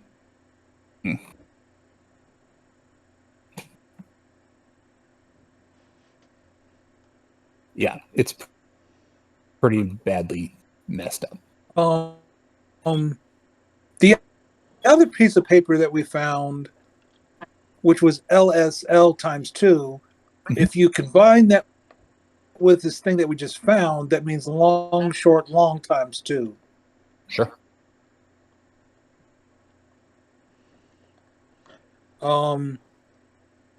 It sounds like some way of signaling the ship. Demon magic. Well, I don't know. Well, it says lights, so we're probably talking about lights or lanterns to let them know Well, to come in or then- not to come in. Maybe from a lighthouse or just a light from the shore. Okay. Do we want to try to draw them in? Both Nikor and Smithy would know that there's a bullseye lantern in Sombalot's room. Arr. If I remember right, I'm pretty sure dotted audit is Morse code for the letter C. Well, what's Morse code? Exactly. A form of communication for passing of messages efficiently might be the wrong term. Passing of messages when other communication methods are difficult. You can simulate it with light, dashes on a piece of paper, sounds, tapping. Sounds like Nikor will go demon grab the Well- lantern and come back out. We have a stairway that goes down, and I do know that there's a cavern underneath this place. Cove, It's called yeah, Cove. cove. Sea term, nautical. So why don't we go explore down and see what we can see?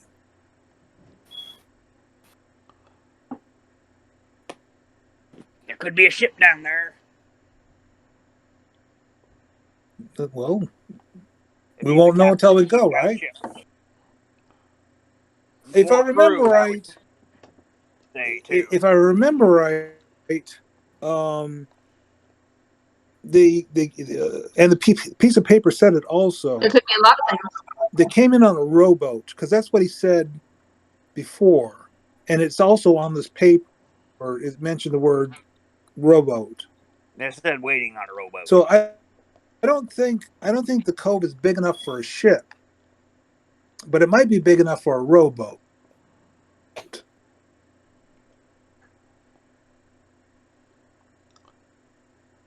And since we've killed a lot of them, the rowboat may just be there and empty. He said there were 30 of them. Now, granted, he could be lying. He's obviously not a man of his word. He cut his He cut loose his bonds instead of staying there polite as I had told him to, as we had parlayed and agreed upon. In fairness, did you ever agree that he wouldn't cut through his bonds?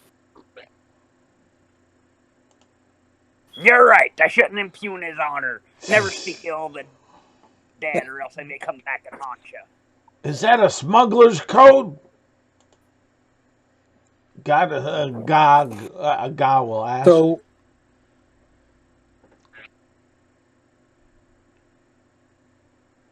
What?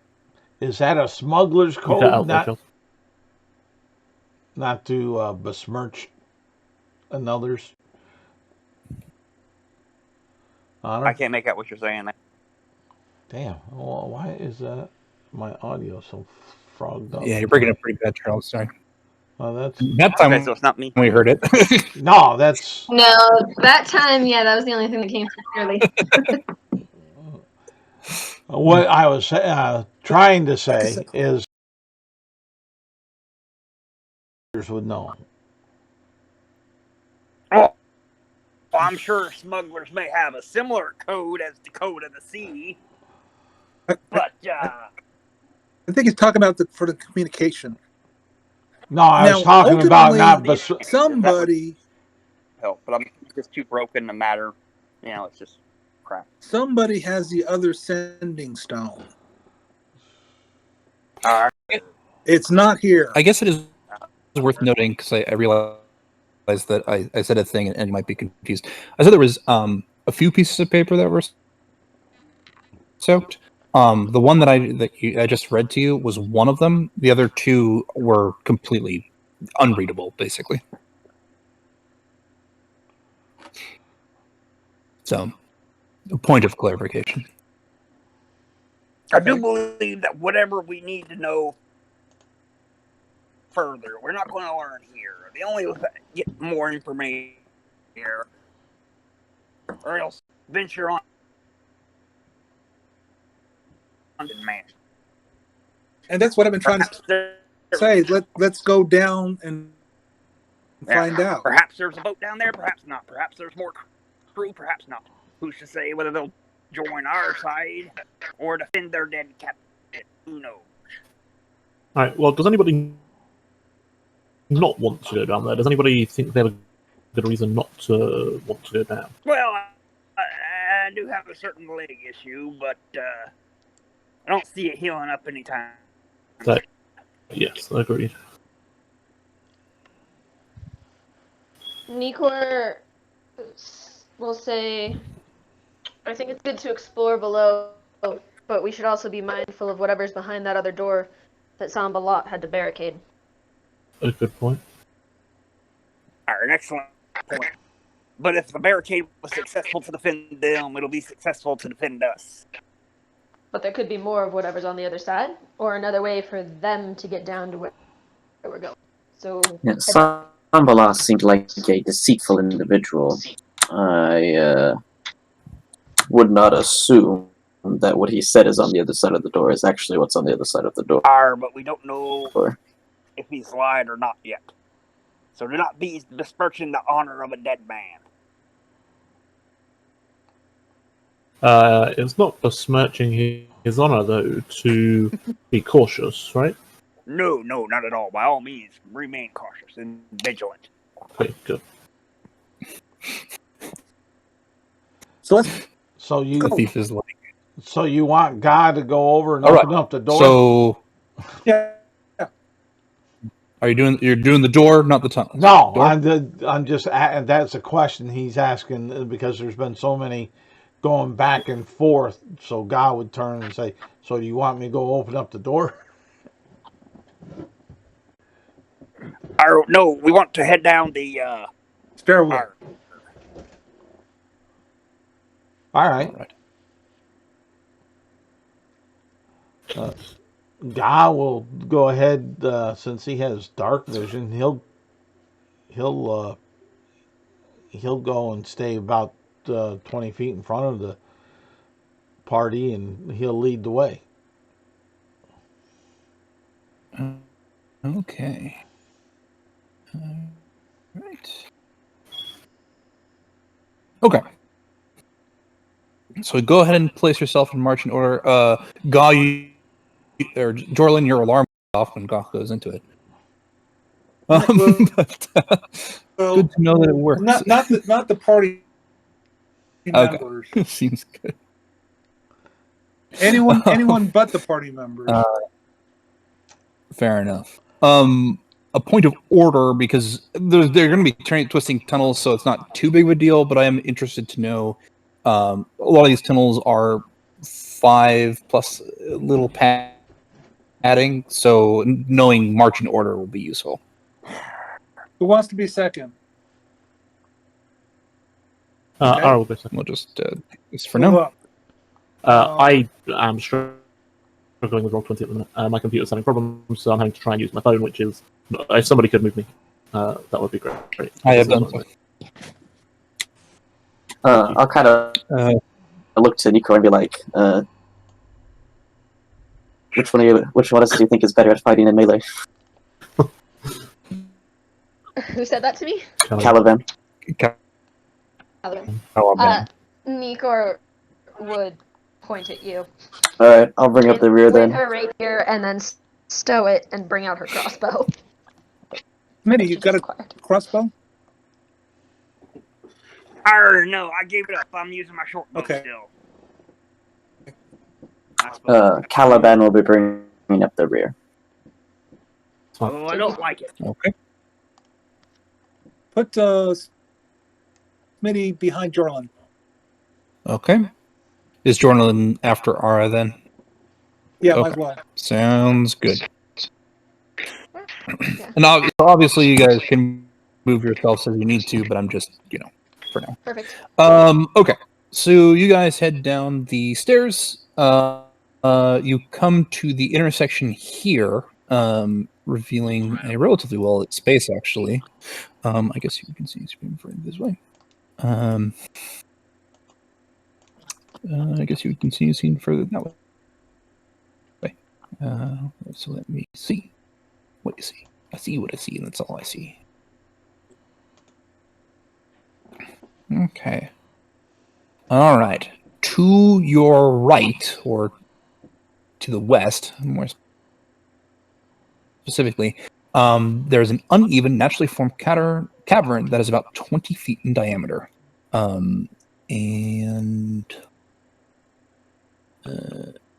you can see that in that room, there are let's see, kind of like what looks to be like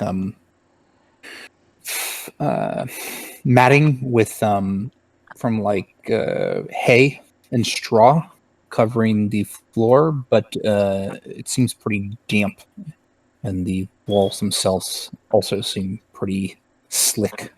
To the east, the tunnel continues. You can see it turns south, and also looks like it has maybe a split in the tunnel, one north, one south. Where does Ga go from there? Guy will hold right there, and he's going to whisper back, I think there's creepy, crawly critters down here. I see some bedding. Maybe those damn weasels. Okay. You can defend us. I'm sure you can. I got my lock. Creepy I got my lock spell. Probably generally don't have gold. True. Guy will go to the east. Ga heads east or west? East. Okay, so you don't go toward the slimy cavern. No, Cool. guy ain't doing that. As you kind of curve down a little, bit, you can see the torches continue to light up, revealing a cavern down here, and that the northern passage that you thought was there, it seems to just be like a quick dead end. The natural cavern to the south is naturally is roughly circular, about 25 feet in diameter, and that's that. Let's see, how does that work there? You guys all right back there? And it looks like there's something either etched or drawn into the wall over here. And you can see that there's some cavern stuff over here. That continues that way. If Guy And then I'll sees, just drag you all. if Guy sees the etchings and whatnot, he would go up to where he could, maybe not all the way up to him, but up close enough where he could maybe try to make them out. We'll say, what's that, 10 feet from him or so? Okay. And he'll whisper back, there's some writings.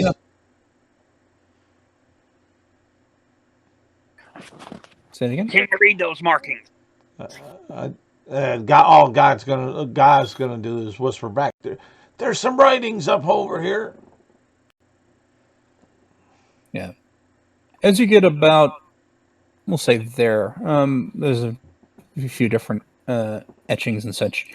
What it looks like that is at the end of this is some artist's rendition of a person, not necessarily a very good rendition, but it looks like maybe there has been multiple attempts and efforts to draw or etch this person into the cavern corner here. You also notice that there seems to be some supplies over here and a passage that heads south over there. What? Hey, I found some booty. I thinks. Okay. Go ahead. You All right. God guys will. follow God into the storage room. God will get about here. Arr.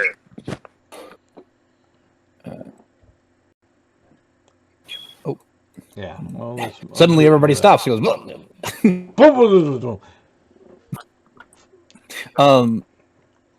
Yeah, yeah. This reveals this chamber. And what you find is this, right? Yes, it is. This cavern, like the passage leading to it, is well lit by torches held in simple iron brackets around the wall. You can see 5 small bolts of cloth stacked against the wall to your left, and to your right there are 8 small casks in a neat row. Let's see.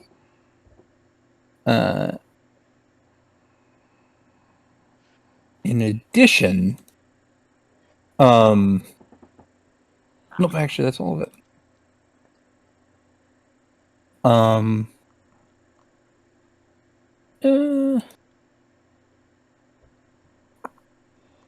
I guess it would be Jorlin. You can make a check. I It's came only- up near the front. I want to inspect the floor and ceiling, make sure that the room is not trapped. Okay, that's fine.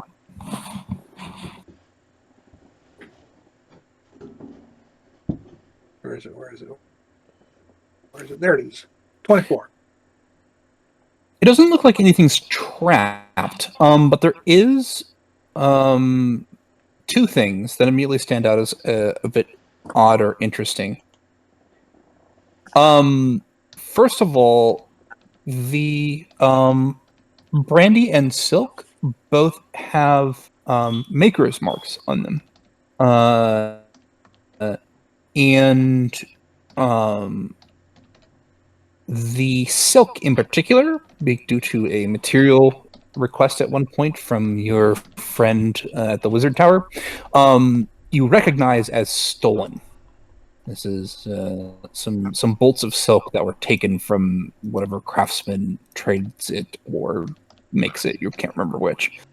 You also note a set of armor kind of in the back corner, kind of behind some of the casks of brandy. It looks like it's Brandy. maybe not completely finished, but it looks pretty nice despite that fact. What type of armor is it? I was just about to look that up, actually. Be careful. I've heard tales of these suits of armor coming to life and attacking folks before. It looks like it's some kind of brigantine, metal that is covered and bolted with cloth. Half plate? It's I can't remember your. it's a medium. It's one of the better medium Brigantine is armors. scale now.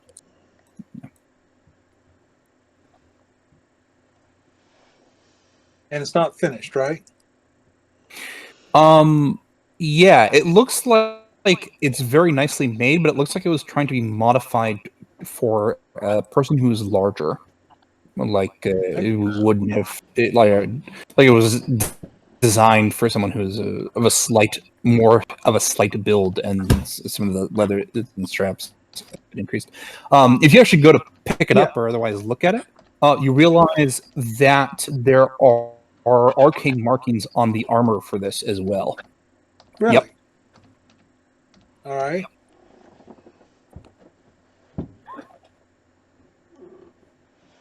We will add that to the treasure list. Sounds good. Well, these bolts of cloth over here, they were taken from the town. They see these. They got the marks on them, and these barrels got marks on them too, right? They do. You don't know if these are stolen, but considering that the bolts of silk almost certainly were, maybe. I'd like to test. Yeah. Guy would say, no, these are stolen items. We got to get them back. I claim these in the name of justice. By God, the just. But how do you know that the brandy in the kegs is actually the brandy that was stolen unless you try it first? One of the We take it back to the owners. better arguments, I'll be honest. But why lug it around if it's not the right brandy? Well, right now we can't lug anything. They're too heavy. We got to leave them here. They'd be a lot lighter if they weren't so full. Right now we're lugging a smuggler with us. That's hobble stick. Trying to steal brandy. Where's the smuggler? Where's the smuggler? Where? Are you a smuggler? Points at Caliban. Caliban just gives him one. Perfect. Caliban remains silent as he stares stonily at the situation. I don't think Caliban. Yeah. I mean, I guess he might be. Hey, Caliban, are you a smuggler? I am not. Huh, excellent. There, problem solved. But let That's us. exactly what a smuggler would say, though. That's yeah. That's right. It's also what every non-smuggler would say Let's move along as well. Refocuses the party. Pushes Gaw south, I guess. Is that what you guys decide to do? Head south? Yeah, I guess. Gotta get up there and peer down. All right. So as you can see, the hallway starts to curve quite a bit. Let me see if there's a. Guy will start getting the feeling like he's back home when he was a child, when he was just a godlet. Yeah. Exactly. The passage widens as you start to head down to the south at a certain point to form a small cavern. At the end of it, there are 3 bolts of cloth and 5 small casks in the middle of the floor, resting on a piece of coarse matting. This matting, however, looks like, rather than it just being kind of like hay that's been stacked up, it looks like maybe it's a bit nicer, like maybe it's been twined at the edges so you could almost... You probably wouldn't want to lift like a cask with it, but like it would act like a mat, essentially. And you can see once again maker's marks on the silk and casks, which are the same maker's marks or variations of the same maker's marks. Jorlin will repeat the process. Sure. Roll investigation. As you go this far, you realize that there is the stone turns to sand, and there's a clear marking where there's like where all like the sea mold and mildew reaches up to about this part in high tide, and looking down, you can see what looks to be like an empty beachfront. I'm actually just going to do... Hold up, let me do something in a moment here. But, yeah. It looks like it's currently low tide. Whoa, empty beachfront? There Yep. no boat? God, fuck. No boat. Damn. But there's water, though, right? There is water. Ara exclaims, "Hallelujah!" and then jumps into the water and starts swimming. Almost as soon as you do that, you do realize 2 things. First of all, the beachfront has some scrape marks, but it's more obvious when you go underground because there's some rock at the bottom of it. That this kind of like sand and other sea detritus leaves up here. But the rock looks like it's been hit or scraped against a few times as if boats had been brought up here. The other thing that you notice is that as you go swimming and kind of look, probably not underwater, but kind of look out in the distance, you can see that there are some dots, shapes, some number of miles out.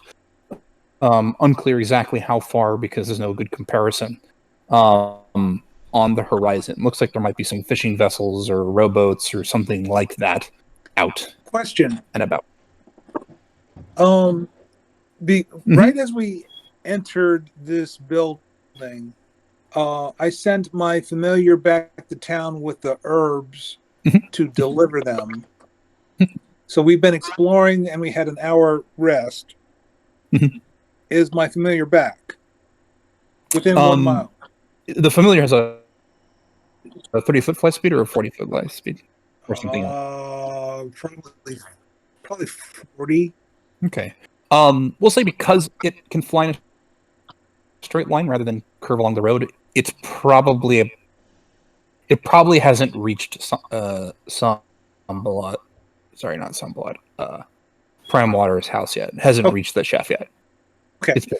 It's 4 hours by foot to get to the house. So the bird has been flying for 3 hours or worth, maybe. Okay. I don't think it's been 3 hours, but basically that. I'm not exactly sure about the timing. Yeah. I will say this though, as you kind of think about this, you're like, oh yeah, this was probably the cave that it was shot from, like where the people shot at the bird.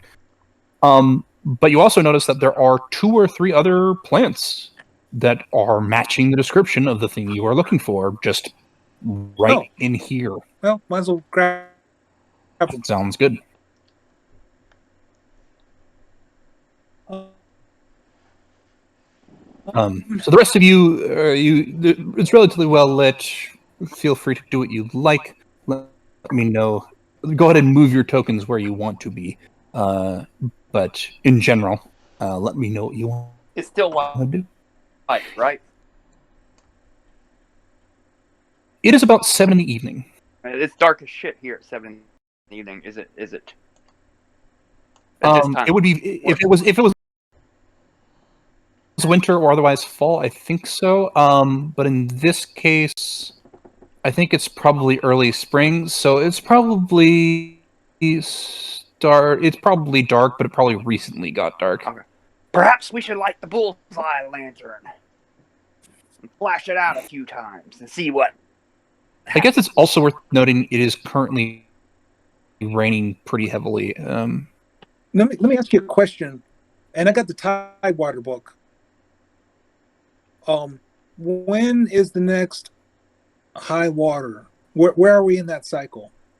Yeah, I was trying to look this up. I actually don't know out of character how tides, like when tides come in and out. And the book doesn't say. So right now, it's not high water. That's all I can say. It's about every 12 hours, but it's not exactly 12 hours. So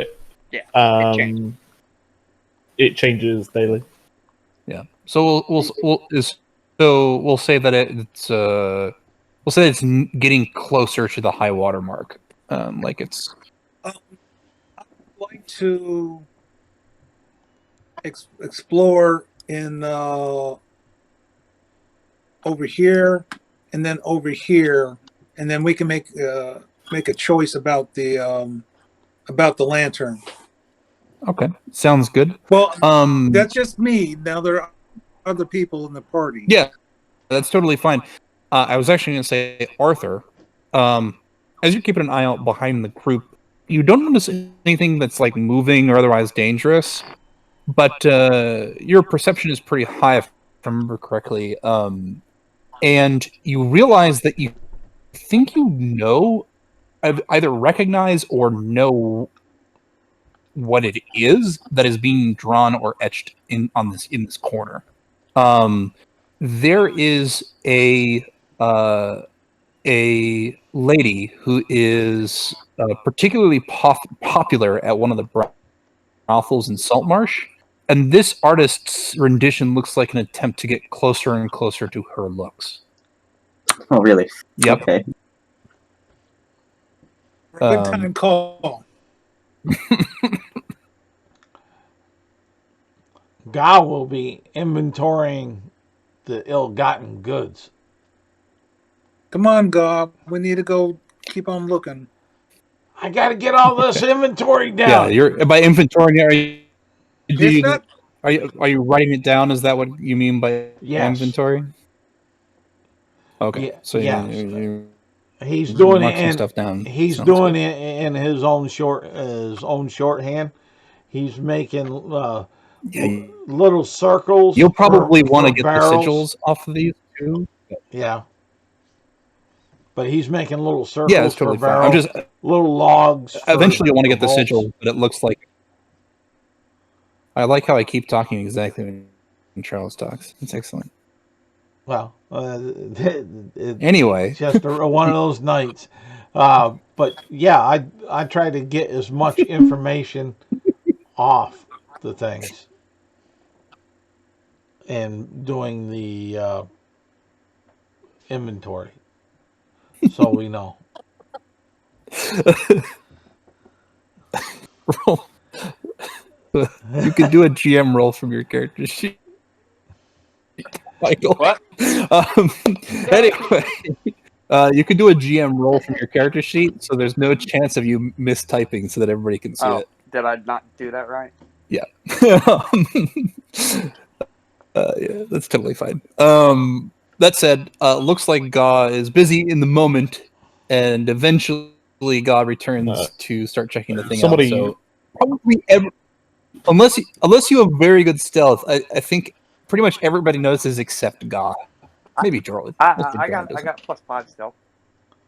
Okay. Roll it, Somebody, I guess. Ara wouldn't notice either. Unless somebody has actively got her out of the water.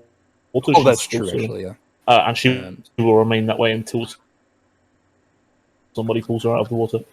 Gar is probably able to tell people that they're going to need to go in and fetch her. That's fair. She doesn't very often get a chance to go swimming. Well, we'll say it's just Nikor and Caliban who notice, because they're the ones who are over there. Does God try to Smithy her flask to refill it? Team smuggler. Anyway, And like a wink. does perfect. Does God try to retrieve Ara as well? Well, Ga would look Sending around for somebody that can breathe underwater might be helpful. Ga would look around for his daughter, and if he doesn't see her, he'll start going for her because it is his adopted daughter. So By going, do you mean try swimming, or you call for her? first, I gotta find her. Okay. She's in a different she's in a different the water. geographic. Yeah, but Ga's over here. Well, you. Well, I guess you were taking it. That's true. That's true. Like she didn't. She wasn't trying to hide going into the water. She ran and dived into the water. Yeah, but God wasn't didn't ever go like here. Fair enough. So what is it? This is Goss searching. She'd pipe up and be like, "Chill. She's just having some fun," and like point down the other path. Okay. Yeah. Fair enough. And with All that, right. God would work his way on over there and get about here, and he'll be hollering, Ara, where are you? Get over here. Need your help. Her head kind of pops up above the water here, and she's like, "What? I'm swimming." Swimming? Gar would know. He knows Ara well enough that we ain't got no time to swim. once she's in the water, he would know that once she's in the water, getting her out is a chore. She's always been that way. But that's what God's going to do, and that's taking a lot of time. You put it down to her being water genasi. Yeah, but that's getting back on over from where he was over there, and then hollering to try to locate her and call her on in. Seeing the water, that's going to take a bunch of God's time. She'll go in eventually. Okay. So what I read here is God calls her in and then doesn't wait because he knows. And then Ara can decide if she wants to swim up whenever she wants to. Actually, go ahead and make... So, first of all, I'm assuming that Ara can breathe underwater and can swim. Yes, she has the swim speed and can breathe air or water. Okay. Does that mean that she starts swimming down pretty significantly to some extent? Not to the point where it's dark, because she doesn't have dark vision. Okay. Which is, really helpful. But, she doesn't particularly limit herself to a depth. She doesn't mind being in the dark water. She feels safe in the water. She also has a dagger, which can be used underwater without any penalties. Okay. Seems so good. Just making sure. All right. So, Ga and Jorlin start heading over here. Jorlin, you notice that the team formation has definitely broken up. Caliban, I guess, is there. Nikor and Smithy seem content with hanging out and generally not worrying about whatever it is that you're worrying about. And Ara's lost. As soon as, I don't know how long Smithy's smuggling for, Nikor would try to maintain eye contact between Caliban and Jorlin and Ga. I'm just trying to keep eyes on everybody. So, all right. So Nikor is assisting, I suppose. Okay. So heading down. Oh, hold up. Yeah. So heading down. This cavern looks like there's not much of anything of note in the area, but you do notice what looks to be. It's a little bit higher in the other cavern further east. Or sorry, further west. Yeah.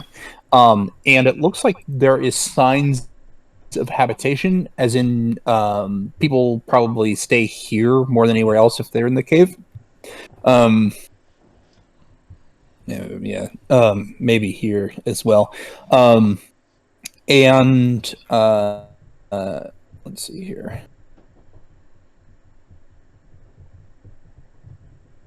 You can also see that it looks like there is a set of oars and a rope, like a 30-foot rope that are kind of off in this corner.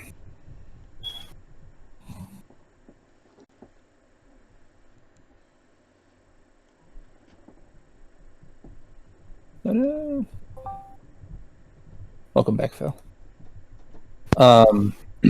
So it looks like there's some oars and a rope off in this corner. It looks habitated, but otherwise is unremarkable. I'm so sorry. You're good. So we went around here? So you went into habitation, but not much else. The tunnel does continue up this direction as you head over there, though. Okay. And it heads down, I should say. It looks like this might... this is probably the furthest down. Water tends to pool over there. Which is what the hay is for.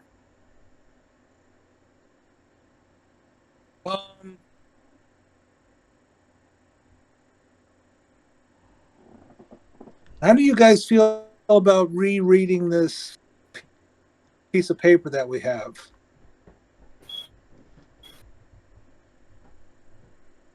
Are you thinking about rereading that piece of paper? In order to summon some boat that may or may not be out on the horizon. Yes. Wow. Because there seems to be a lot of stuff around here that could be transported elsewhere if we had the use of a ship. Otherwise, it's going to be quite difficult in order to carry... No. Oh, that's some damn good brandy. Out of here.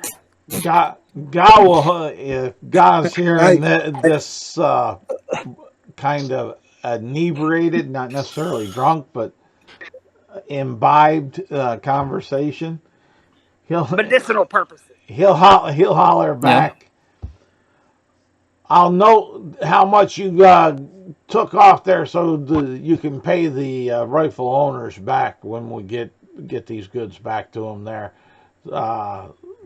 the Smitty smuggler. Well, Yeah. I'm not entirely sure it's their brandy. I may need to taste it a little bit more to make sure that it's actually theirs.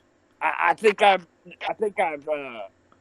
remember this vintage, and it was made by some people over there. It's not the trademark on there. I'm familiar with brandies. This may not be theirs. This may be ill-gotten brandy placed upon other things in order to make it seem like the. Well, make sure we got a Roll a good. deception check with disadvantage. I'm not exactly proficient in this. Deception? Yeah. If you're, as a rule, I would recommend not lying to trained investigators if you're not trained in lying. I don't think he was aware of himself enough to reckon with that. But Guy's just going to be writing.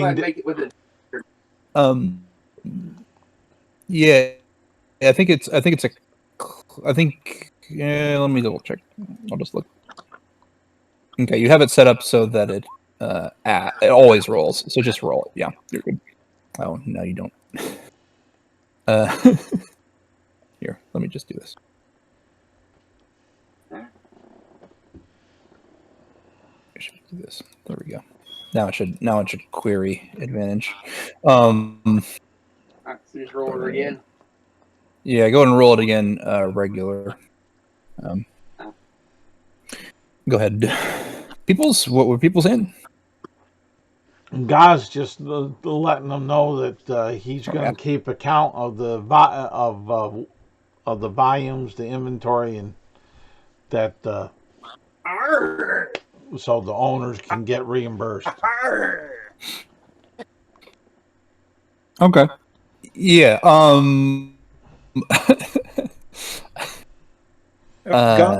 That's totally fine. You can roll a history check to try to figure that out. You do think what you think probably is that I'm going to assume that beats your passive insight, Charles. 19. Yes. Okay.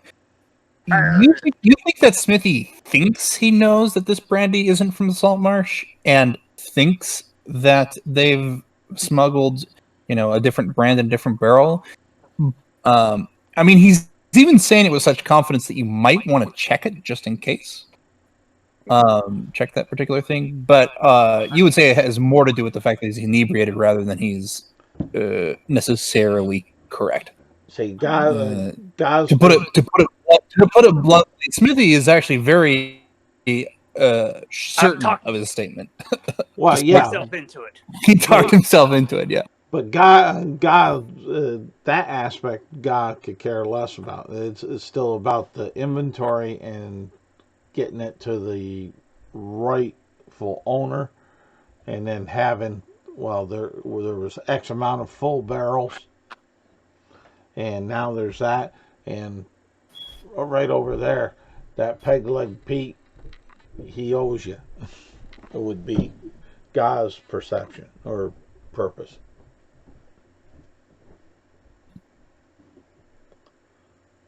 Not so much whether or not it's been relabeled, remarked, or such. Right.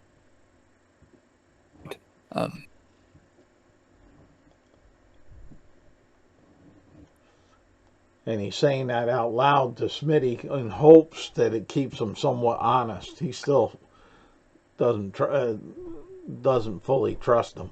He was just starting to. Trust no one. Anyway. But it is what it is. What happens if I take this paper and I hold it up so a torch is behind it. Now, not to get it on fire. Right. Just- So you can see kind of behind it, so it might light it a bit better. Well, the theory, here's the theory, Mhm. that the ink, the black ink, would darken up more than the blood. Right. Yes. You think that would help? Okay, well, let me try that.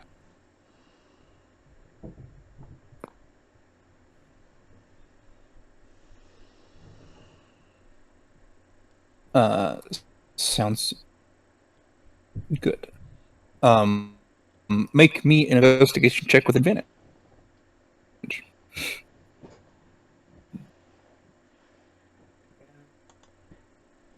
Investigation. Hmm. 18. Well, 22, Yeah. sorry. Okay.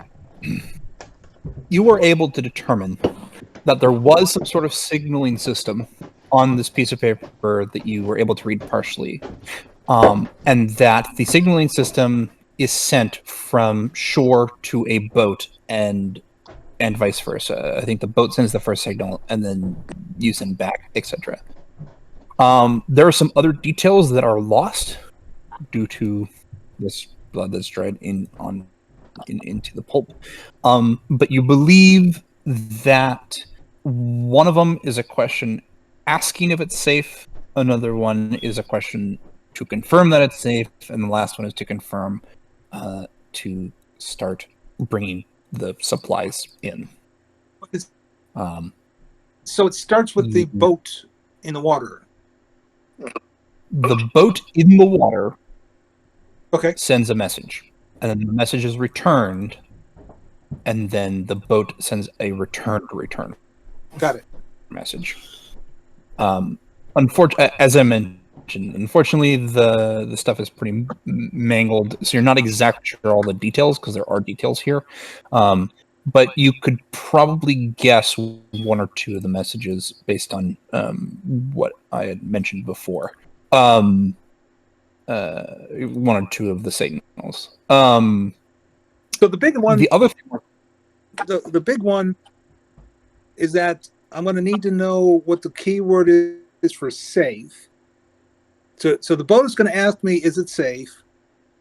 I'm going to reply, yes. right. Then the boat. Yeah. Then from there, is there a way to ask for pickup? It's not clear. It looks like it goes boat, shore, boat, in ordering, and that's all. But you think that either there are 3 different responses that the shore might give to the boat, or that there is one message that you would give and the boat would send the other 2. Also worth noting is as you do this, you actually can try to do this on the other 2 pages, which have been more badly stained. It looks like maybe they were closer to him when he.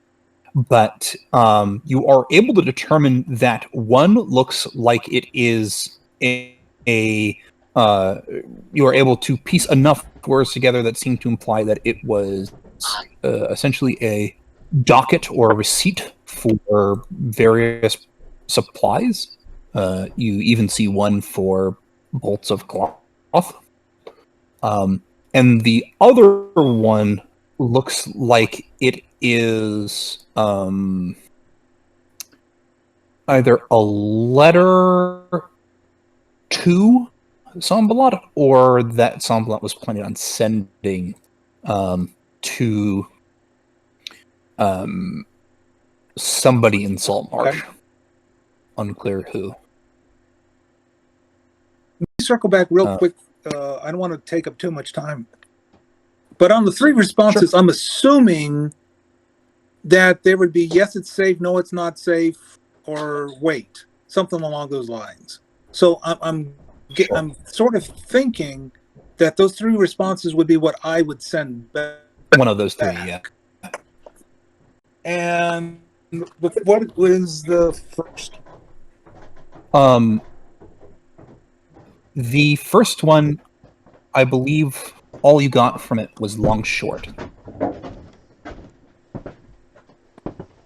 But clearly, there's more to it than just that, because like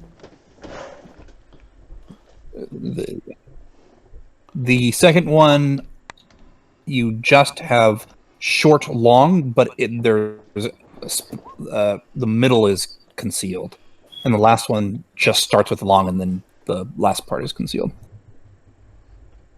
Okay.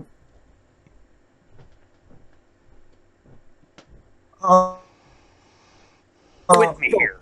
But just suppose you started sending out gibberish. Do you think that would mean that they'd either just leave, knowing that something bad had happened, or that they might come to investigate to find out what the hell is going on?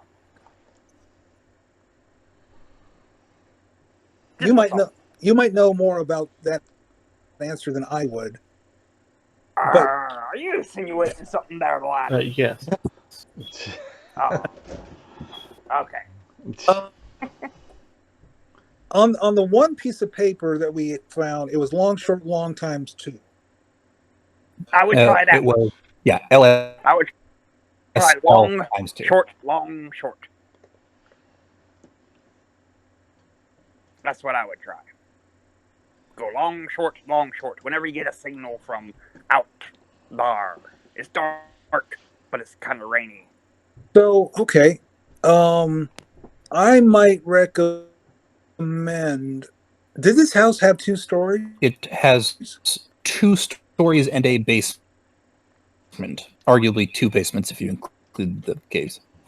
I might recommend that we move up in the house. But if you can see the ships on the horizon, then they can see us from here. Yeah. You can see some distance from this area, but not nearly as far as you would 2 or 3 stories up from it. We would be able to see far. And it is raining, so if you don't like it, they might be able to miss something like that. Hey, Isaac, how far out is this Easily. boat? The kind of things you see in the distance. As I mentioned before, it's not particularly clear because there's no good comparison. But maybe. Well, one of them might be on the horizon, so it'd be like 3 miles out. Less. And because I feel this is going to come up again, for somebody with a swim speed, is swimming the same in terms of energy output and that kind of thing, difficulty as walking?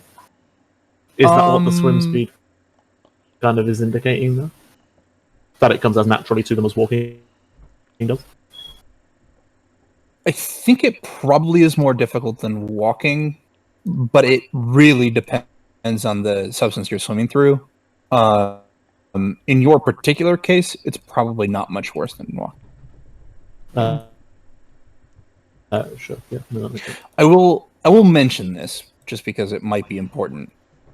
On land, if you were, in a field or on a road, you could see well in every direction.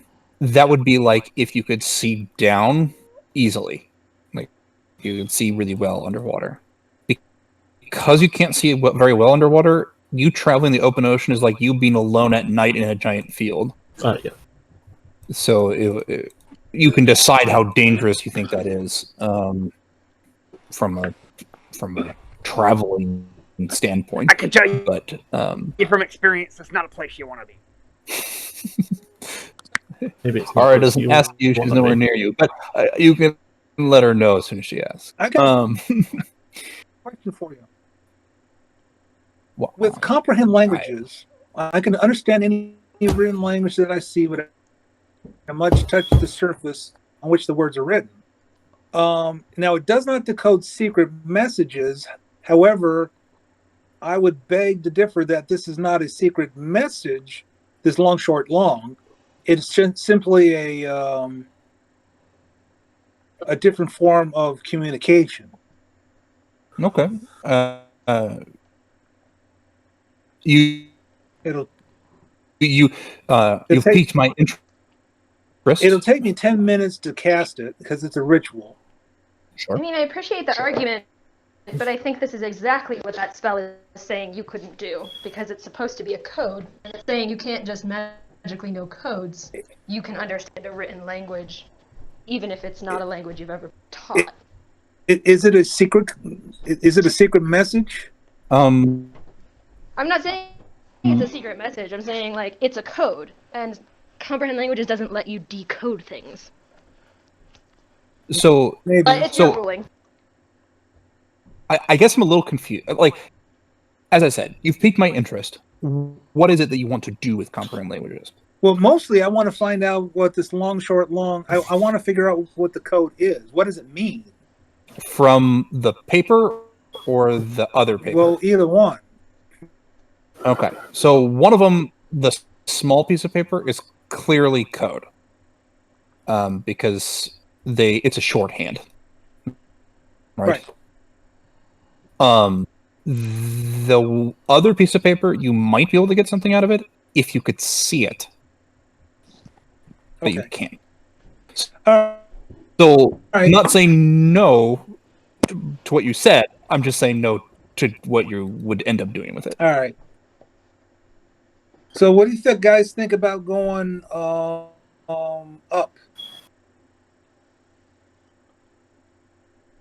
Well, that sounds all right to me. To get Or it that, sounds like a lot of stairs for a man with a limp and a slut.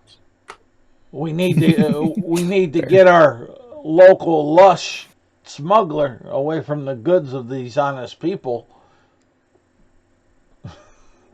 God will say. I'll guard them with my life. Shit. No such thing as an honest person. Well, you lead on, God, and we will follow you.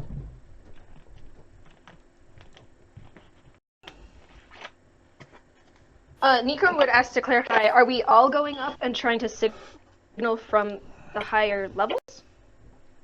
Well, here's the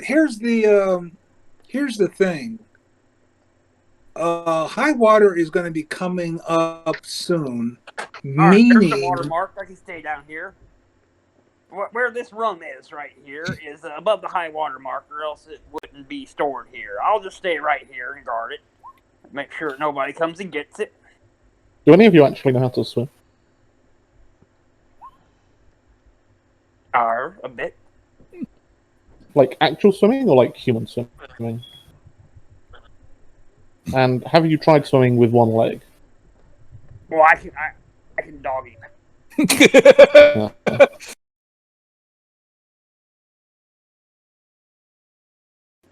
No, before I had the leg.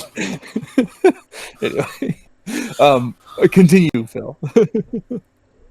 well, no, I just was suggesting that we look for higher ground to where we might have a better. Well, that's number one, and number two is, I think it's about to be high water, so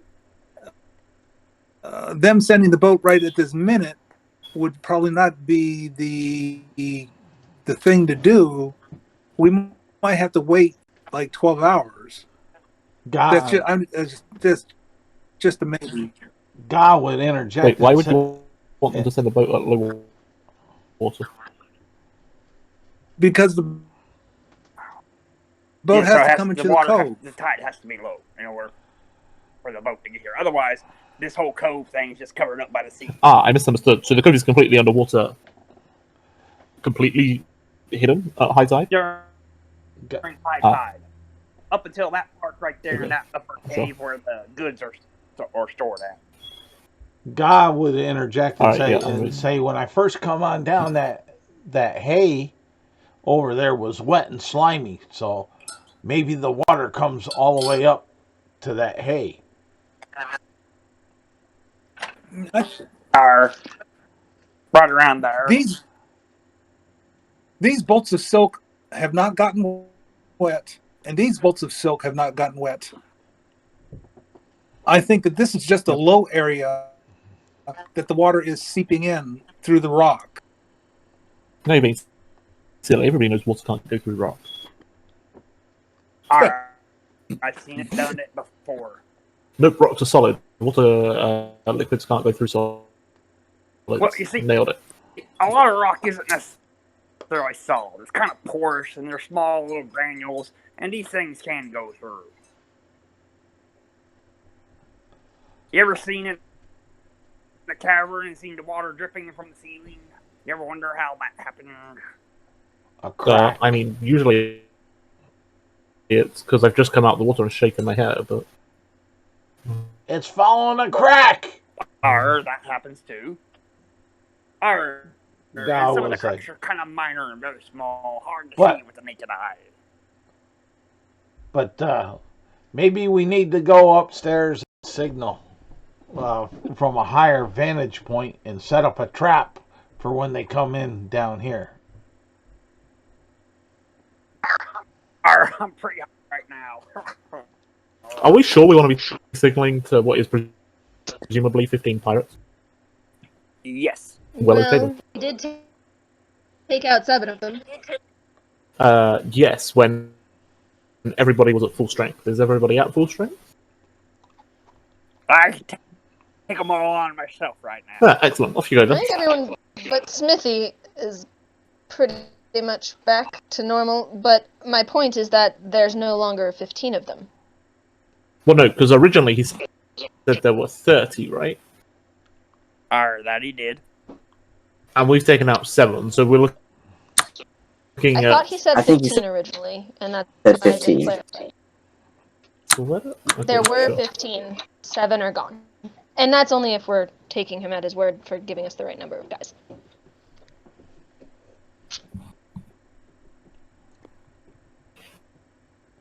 Hey, Smithy, how many people... wait, we can't see the boats clearly. Never mind. Yeah, I'm not sure what kind of boat they are. Hopefully, one of them has a sail and a rudder. And if so, then after we take that, commandeer that ship in the name of the law, we can then load all this treasure and booty up on it, and I can sail it back to port, where we can then exchange this booty for coinage as a reward for returning it to its rightful owners. Arr, as I wink badly at Gaw.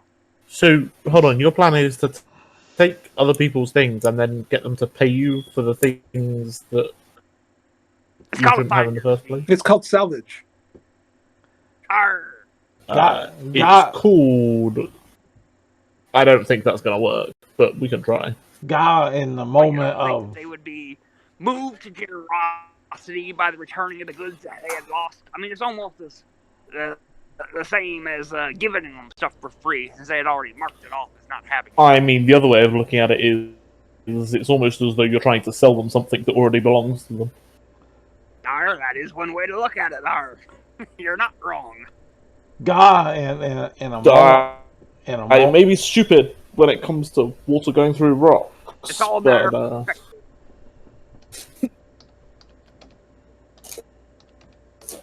well, if we're going to signal, let's go then. No point standing around here. I'm just waiting for God to lead on. Yeah, Caliban is against fighting them as a point of order. Well, I mean, we don't necessarily have to fight them. Perhaps they'd realize that their captain's been slain, and I now wield his blade, and they'll accept me as their new captain, and we can all do together and turn our leaf. Not that my leaf needed turning to begin with, but you know, and move on to a more noble path of pursuits. Well, one of you was able to set an alarm previously. Couldn't we set it farther down in the caves to give ourselves more of a warning if it's triggered? Yeah, I can. Is this consuming that magic stuff that you guys are talking about? Is This is what? Like, is it costing you something to leave No. on there? It All right. takes 10 minutes. There you go. Okay. So you alarm spell that place. That'll be good Sounds for 8 hours. I believe so. Yes. I also believe you can only have one alarm spell up, so your previous one disappears. As a point of clarification. Let us move along. Okay. So the group of you start heading up. You head back, start making your way up more. I guess which This set of stairs hatch do you take? should get us into that one room that Caliban kind of went and went out quickly. I think yes, that is correct. we can go up this Okay. way. That should be fine. Nikor would suggest that we drag all the bodies that we left behind, maybe like into the one bedroom and close the door and shut the trap door behind us. So it doesn't look super obvious like we killed them all immediately. If we do signal their allies.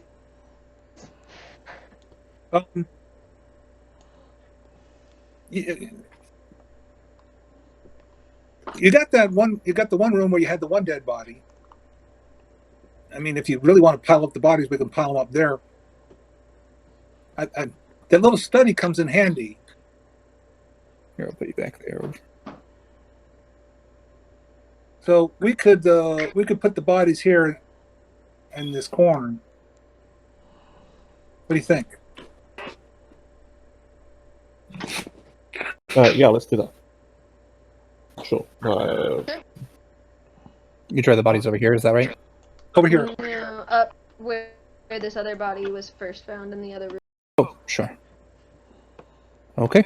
That takes a little bit of time to do, but you can do it. There isn't any issue with that. And then we can go up. Okay.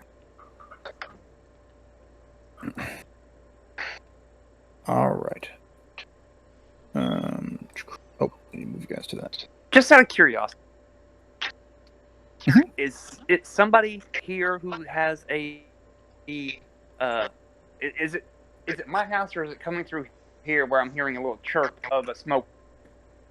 Oh, that's No, I'm not hearing a smoke alarm. So it's me. no, it's Okay. it's in my house. I Okay. was gonna say I've heard it all night too. Because I'm like searching around my house looking for it. I'm like, where the fuck is it? I'm walking around like, oh my god, where the fuck is it? I can't find it. Okay. Yeah, Well, there it is. Thank you. See, I guess I guess that's okay. the grace of being So you guys- old and deaf. That's right. There you go. Everybody's sounds tuned, so I didn't actually hear it because it was quiet enough that the background did come through. Just as long as I know it's not my house. I'll quit searching. It's okay. Sounds good. Okay, so you guys come up to this area. It otherwise looks pretty abandoned. I think there was something about this. So let me double check. The door on the north wall leads to a small patio, the paving cracked and overrun with weeds. Other than a pile of refuse in the southeast corner, the room is bare. Yeah. Are these windows or doors or what? So this is a fireplace. These are windows. That is a door. We've been in there, right? You've been. You actually have not been over there. Caliban has though. You went over to the this side of the house. There's the yard over here. All right. Take a look. Is the All rain right. is the rain leaking in through the house's roof? If it is, you don't know because you are on the first floor, not the second. All right. Yeah, in all our exploration, we haven't even made it to the second floor yet, guys. Correct. Yeah, Nikor. Like, well, what have you guys seen so far? I think there's an entire hallway on the first floor we have yet to go down.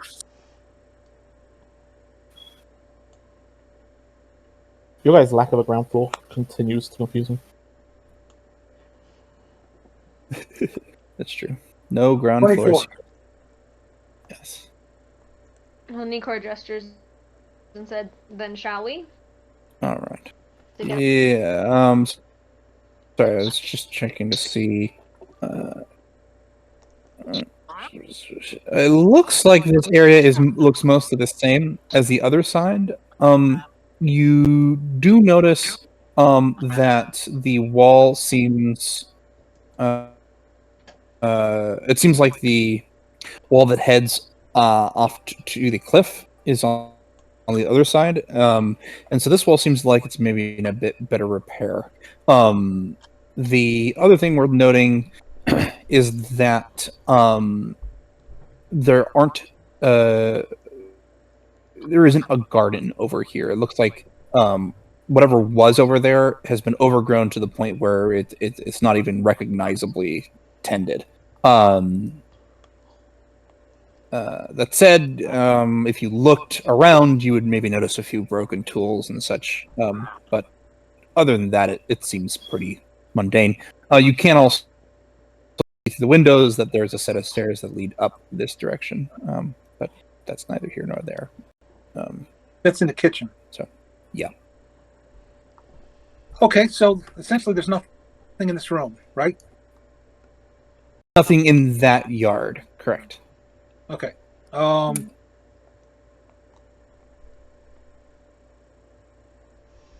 Perhaps we ought to check the fireplace. We found some couplings in. All right, go ahead. Well, here, I'll help. All right, as you wish. All right. Don't fall in and get burnt there, Smitty.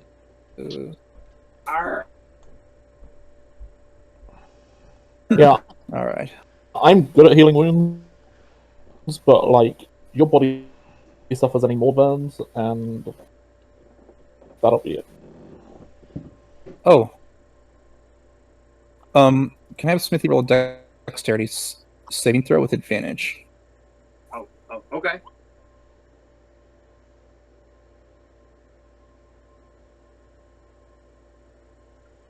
Okay. 30 saving throw. How about 30 saving throw? There's the same throw, I think.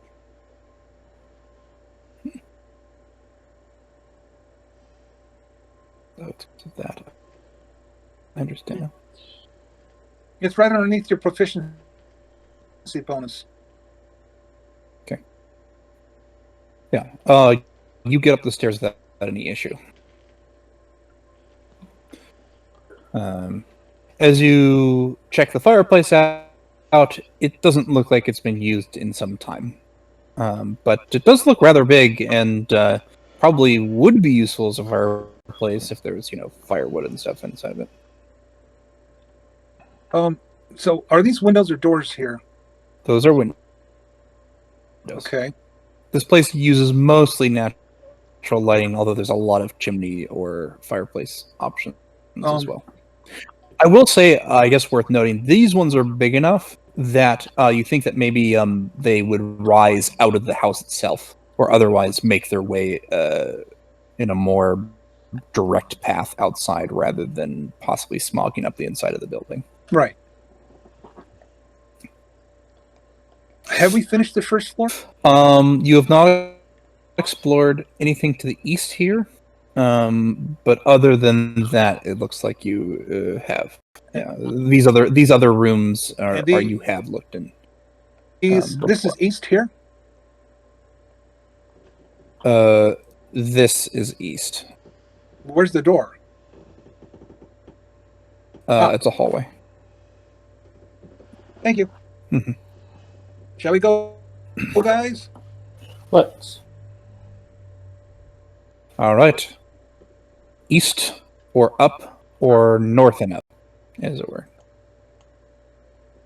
Let's go through here first.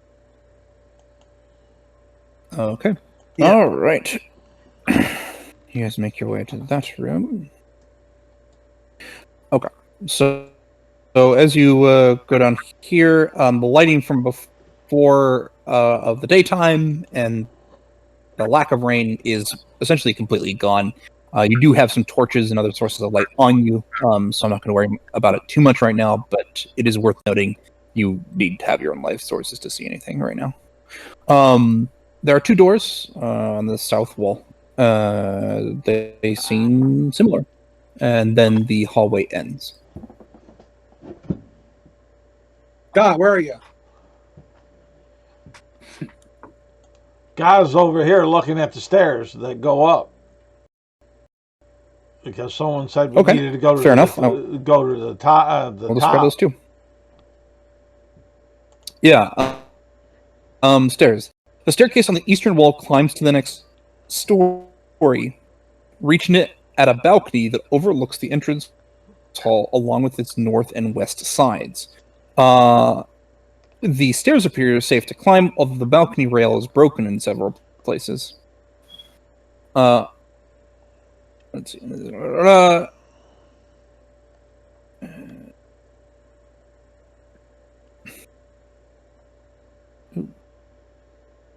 It does also look, or what I should say is, Smithy remembers, however, that there's also a portion of the balcony that doesn't look safe. About here, right around here. Like maybe it looks wet. Earth. It's like sagging a little. Over there. It seems to be rather slick, and where it's wet, the wood could have rotted, and you could slip right through. I've seen it barnacles and such like that eat through a ship of a hole and no problem. Right. So, do you guys head up the stairs, or do you head east into one of these doors? Or do you split up? Because I love that. Yeah. Well, all Guy was doing. I suggest we go up. All Guy was. Ships. All Guy was doing was saying, well, these stairs go up, and Jorlin was saying we need to get as high as we can so we can signal these ships in the storm.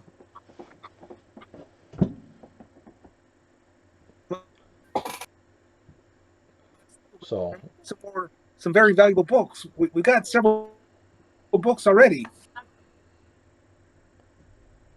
Take a quick look and then keep heading up. Sure. I don't want to take long. All right. Seems good. I like it. Classic completionist players. All right. We'll do this. Understand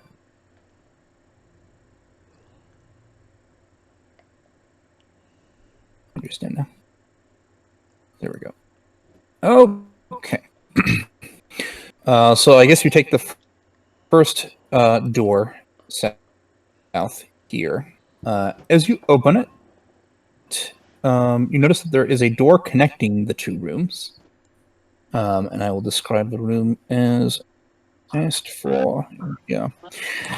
The only thing of note in the room is a clump of tiny red mushrooms growing around a fireplace in a semicircular formation. Otherwise, the room is bare.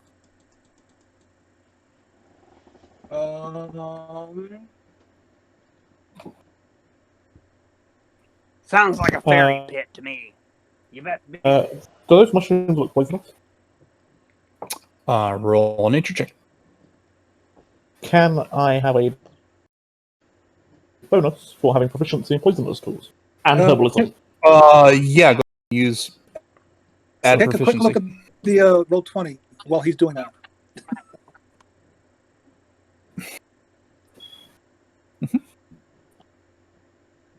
There, yeah, you have a book about it. Great. If you look, is that what Jorlin's looking through? Yeah, about Jorlin opens up the book and starts flipping through the pages. Mushrooms. Right. Okay. Yeah. Never mind. Arlo looks at these mushrooms and says, I mean, they don't look poisonous.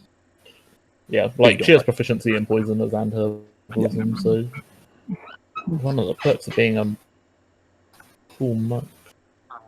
So you start flipping through this book, mushroom. And you find a few of them, things like toadstool and such. But these don't seem to be And this is anything a- that's listed here. Nature check. Sure. Yeah. You can roll a nature check on it. 18. Okay.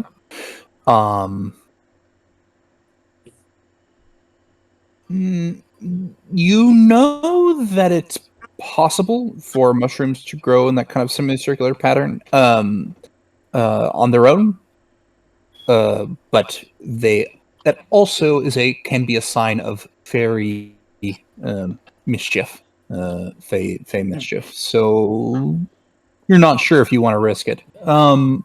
Otherwise, the mushrooms look fine.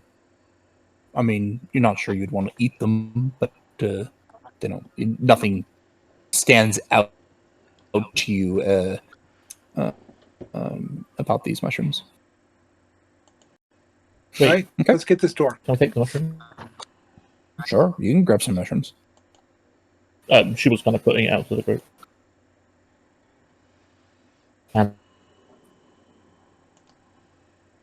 then hearing nobody say anything, she'll start. Sounds good. Suggest leaving if there's suspicion that it could be Fae related. If that was said out loud. Roland just kind of shrugged. Sounds like ill luck to me. Jolin, how likely do you think it is that this is related to the Fae? Possible, and being that there's so many circle around the fireplace, there might be actually something in the fireplace.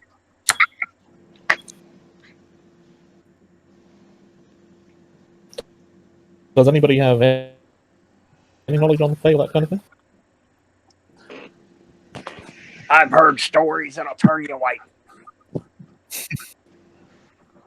Smithy knows. Smithy always knows. You spend enough time on the sea, you see a lot of things. That's right. Ah, that's a good thing. Excellent. That is very good. That's interesting. Horizon Walker. Interesting. Love it. Man, I thought I would get through this without having to take a break, but that seems important enough that I should double check. So, you want to give me maybe 5 to 10 minutes. So you do say 5 to 10 minutes, but the scheduled end time is in 11 minutes. Oh, fair enough. How about I get back to you on that answer by the end of the session? Either send it to you or otherwise. Actually, that seems fine.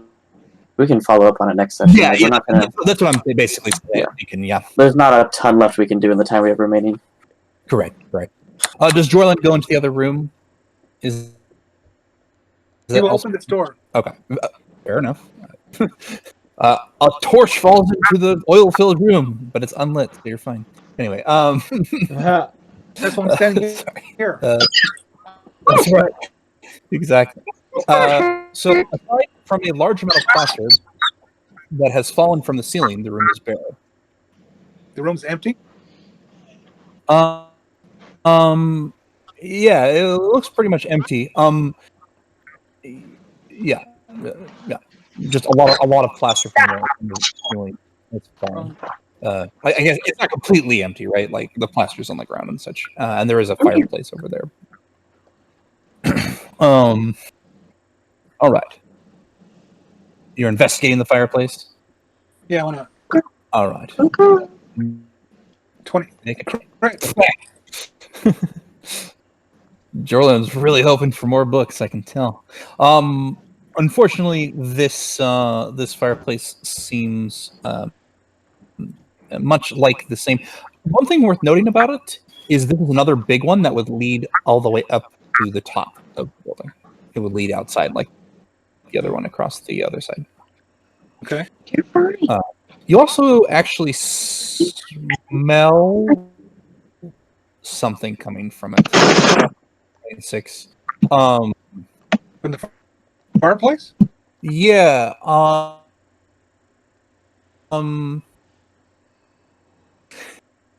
It doesn't smell good. It smells a bit like decay, death, like rotting flesh. Like It's my not- hopes of it's making the not a- Olympic it's track. not a strong. It's actually not a strong smell at all. It's pretty faint, but yeah.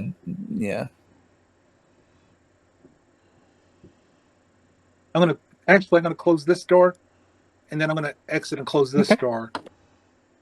And I'll Sounds tell good. the group there's something that smells really funny in that room. The other thing that I noticed that these chimneys they run up. The Right. Big section ones, So is yeah, but what I'm saying is that they're big enough to where something could be crawling through them. Arr. All right, next. I used to be really good at that. Those are windows. Yeah, I was gonna say, Nikor would have been looking out these windows while you guys were Oh. like investigating the rooms. Roll a perception check for Nikor.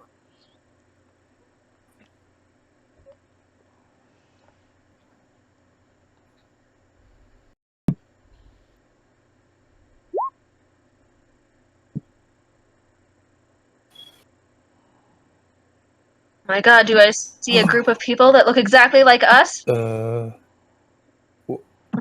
not looking at a mirror. Oh, Tokens I are get it all now. right Okay. there. Oh, yeah, yes. I understand now. I thought you were making like some sort of Fey reference. I'm like, what? Yes. No. Okay. So you look out. Things seem much like they were earlier. But when you look out, you notice two things. One, there looks to be like a boat at the edge of the horizon that has some lights on it now. Like it's producing light, so you can now see it a bit better, presumably because it's raining. It's pretty faint, but you can see it. The lighting also tells you that it looks like there is a second vessel, unclear to its size, although it does look like it's smaller than the vessel you can see with the light coming from it. That is moving away from that ship and moving towards the coast where you guys are at.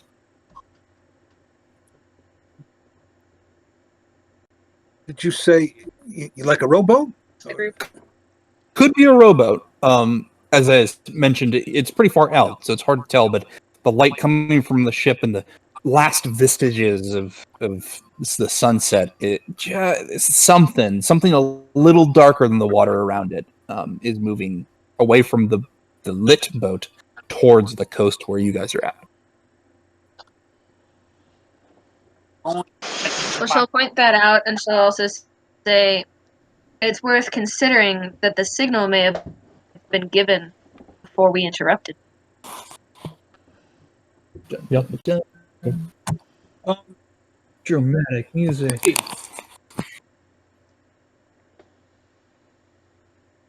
Smitty?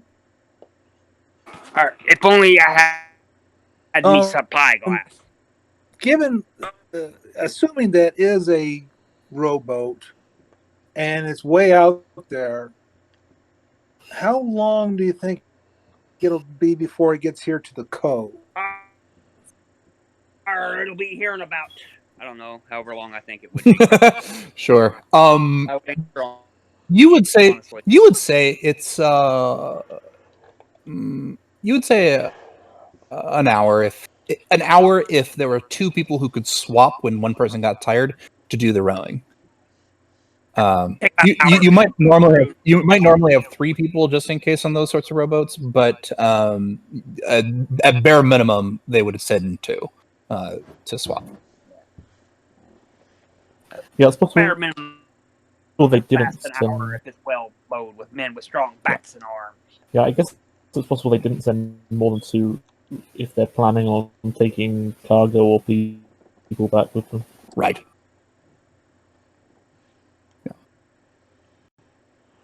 Your typical rowboat dinghy would hold about however many people. Would A one on a ship would hold 5 people uncomfortably. If they were big people, you would never put more than 4 if you're trying to carry something else in the boat, though.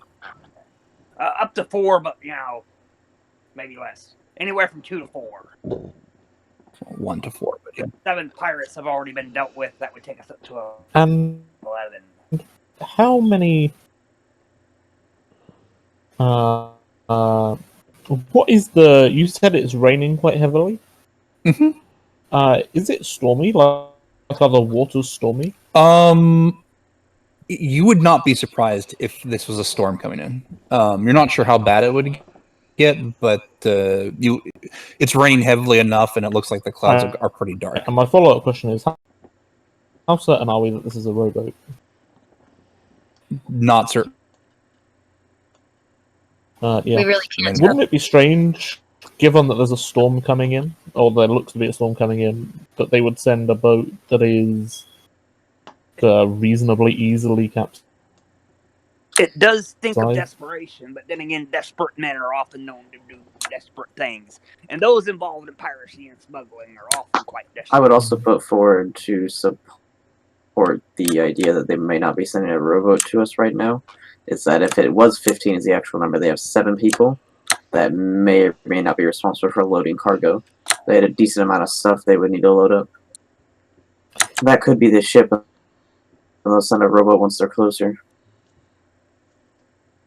Yeah, like an hour across open water in what is very clearly an oncoming storm seems supremely risky. Yeah. I guess there is one thing that maybe defends the idea that they would, recognize that there's a storm and such. Although it's hard to say for sure, because fishing vessels do this sometimes too.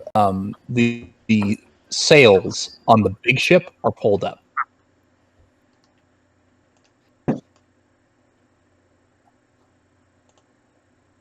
So sailing during a storm is much riskier than rowing. Yeah, but having a small boat on stormy waters for an hour, chances of it making it to shore have got to be slim, right? Like I said, desperate men do desperate things, and pirates and smugglers are. We know that Sambale had a sending stone. Maybe he called for the rowboat. Possible, maybe. Maybe he called for reinforcements. Possible, maybe. In which case, it would be more like a skiff, and it would take a lot less than an hour to reach the shore. But yeah. I say that we set a trap.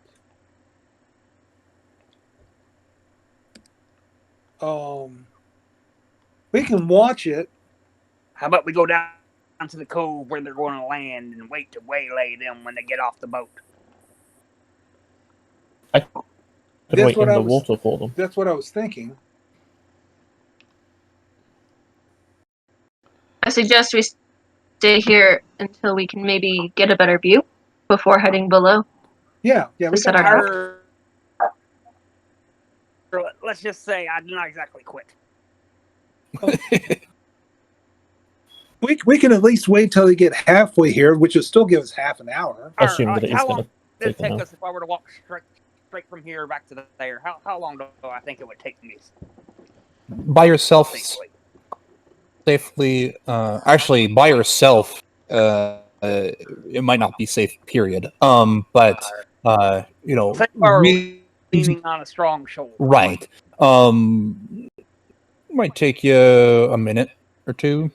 Oh, okay. We got some time then if somebody's willing to let me lean on their shoulder. And Yeah, get down there. the injury to the leg, especially with the work that Jorlin has done, doesn't slow you down so much as it makes it difficult to do anything but walk. It's like, oh, I'm gonna dodge. Nope. Down the stairs. Nope. I gotta concentrate. I used to be able to walk and chew gum. Right, exactly. Now you, yeah, exactly. I'm still expertised in athletics and acrobatics. He's like really good at. Yeah, I suppose, concentrating.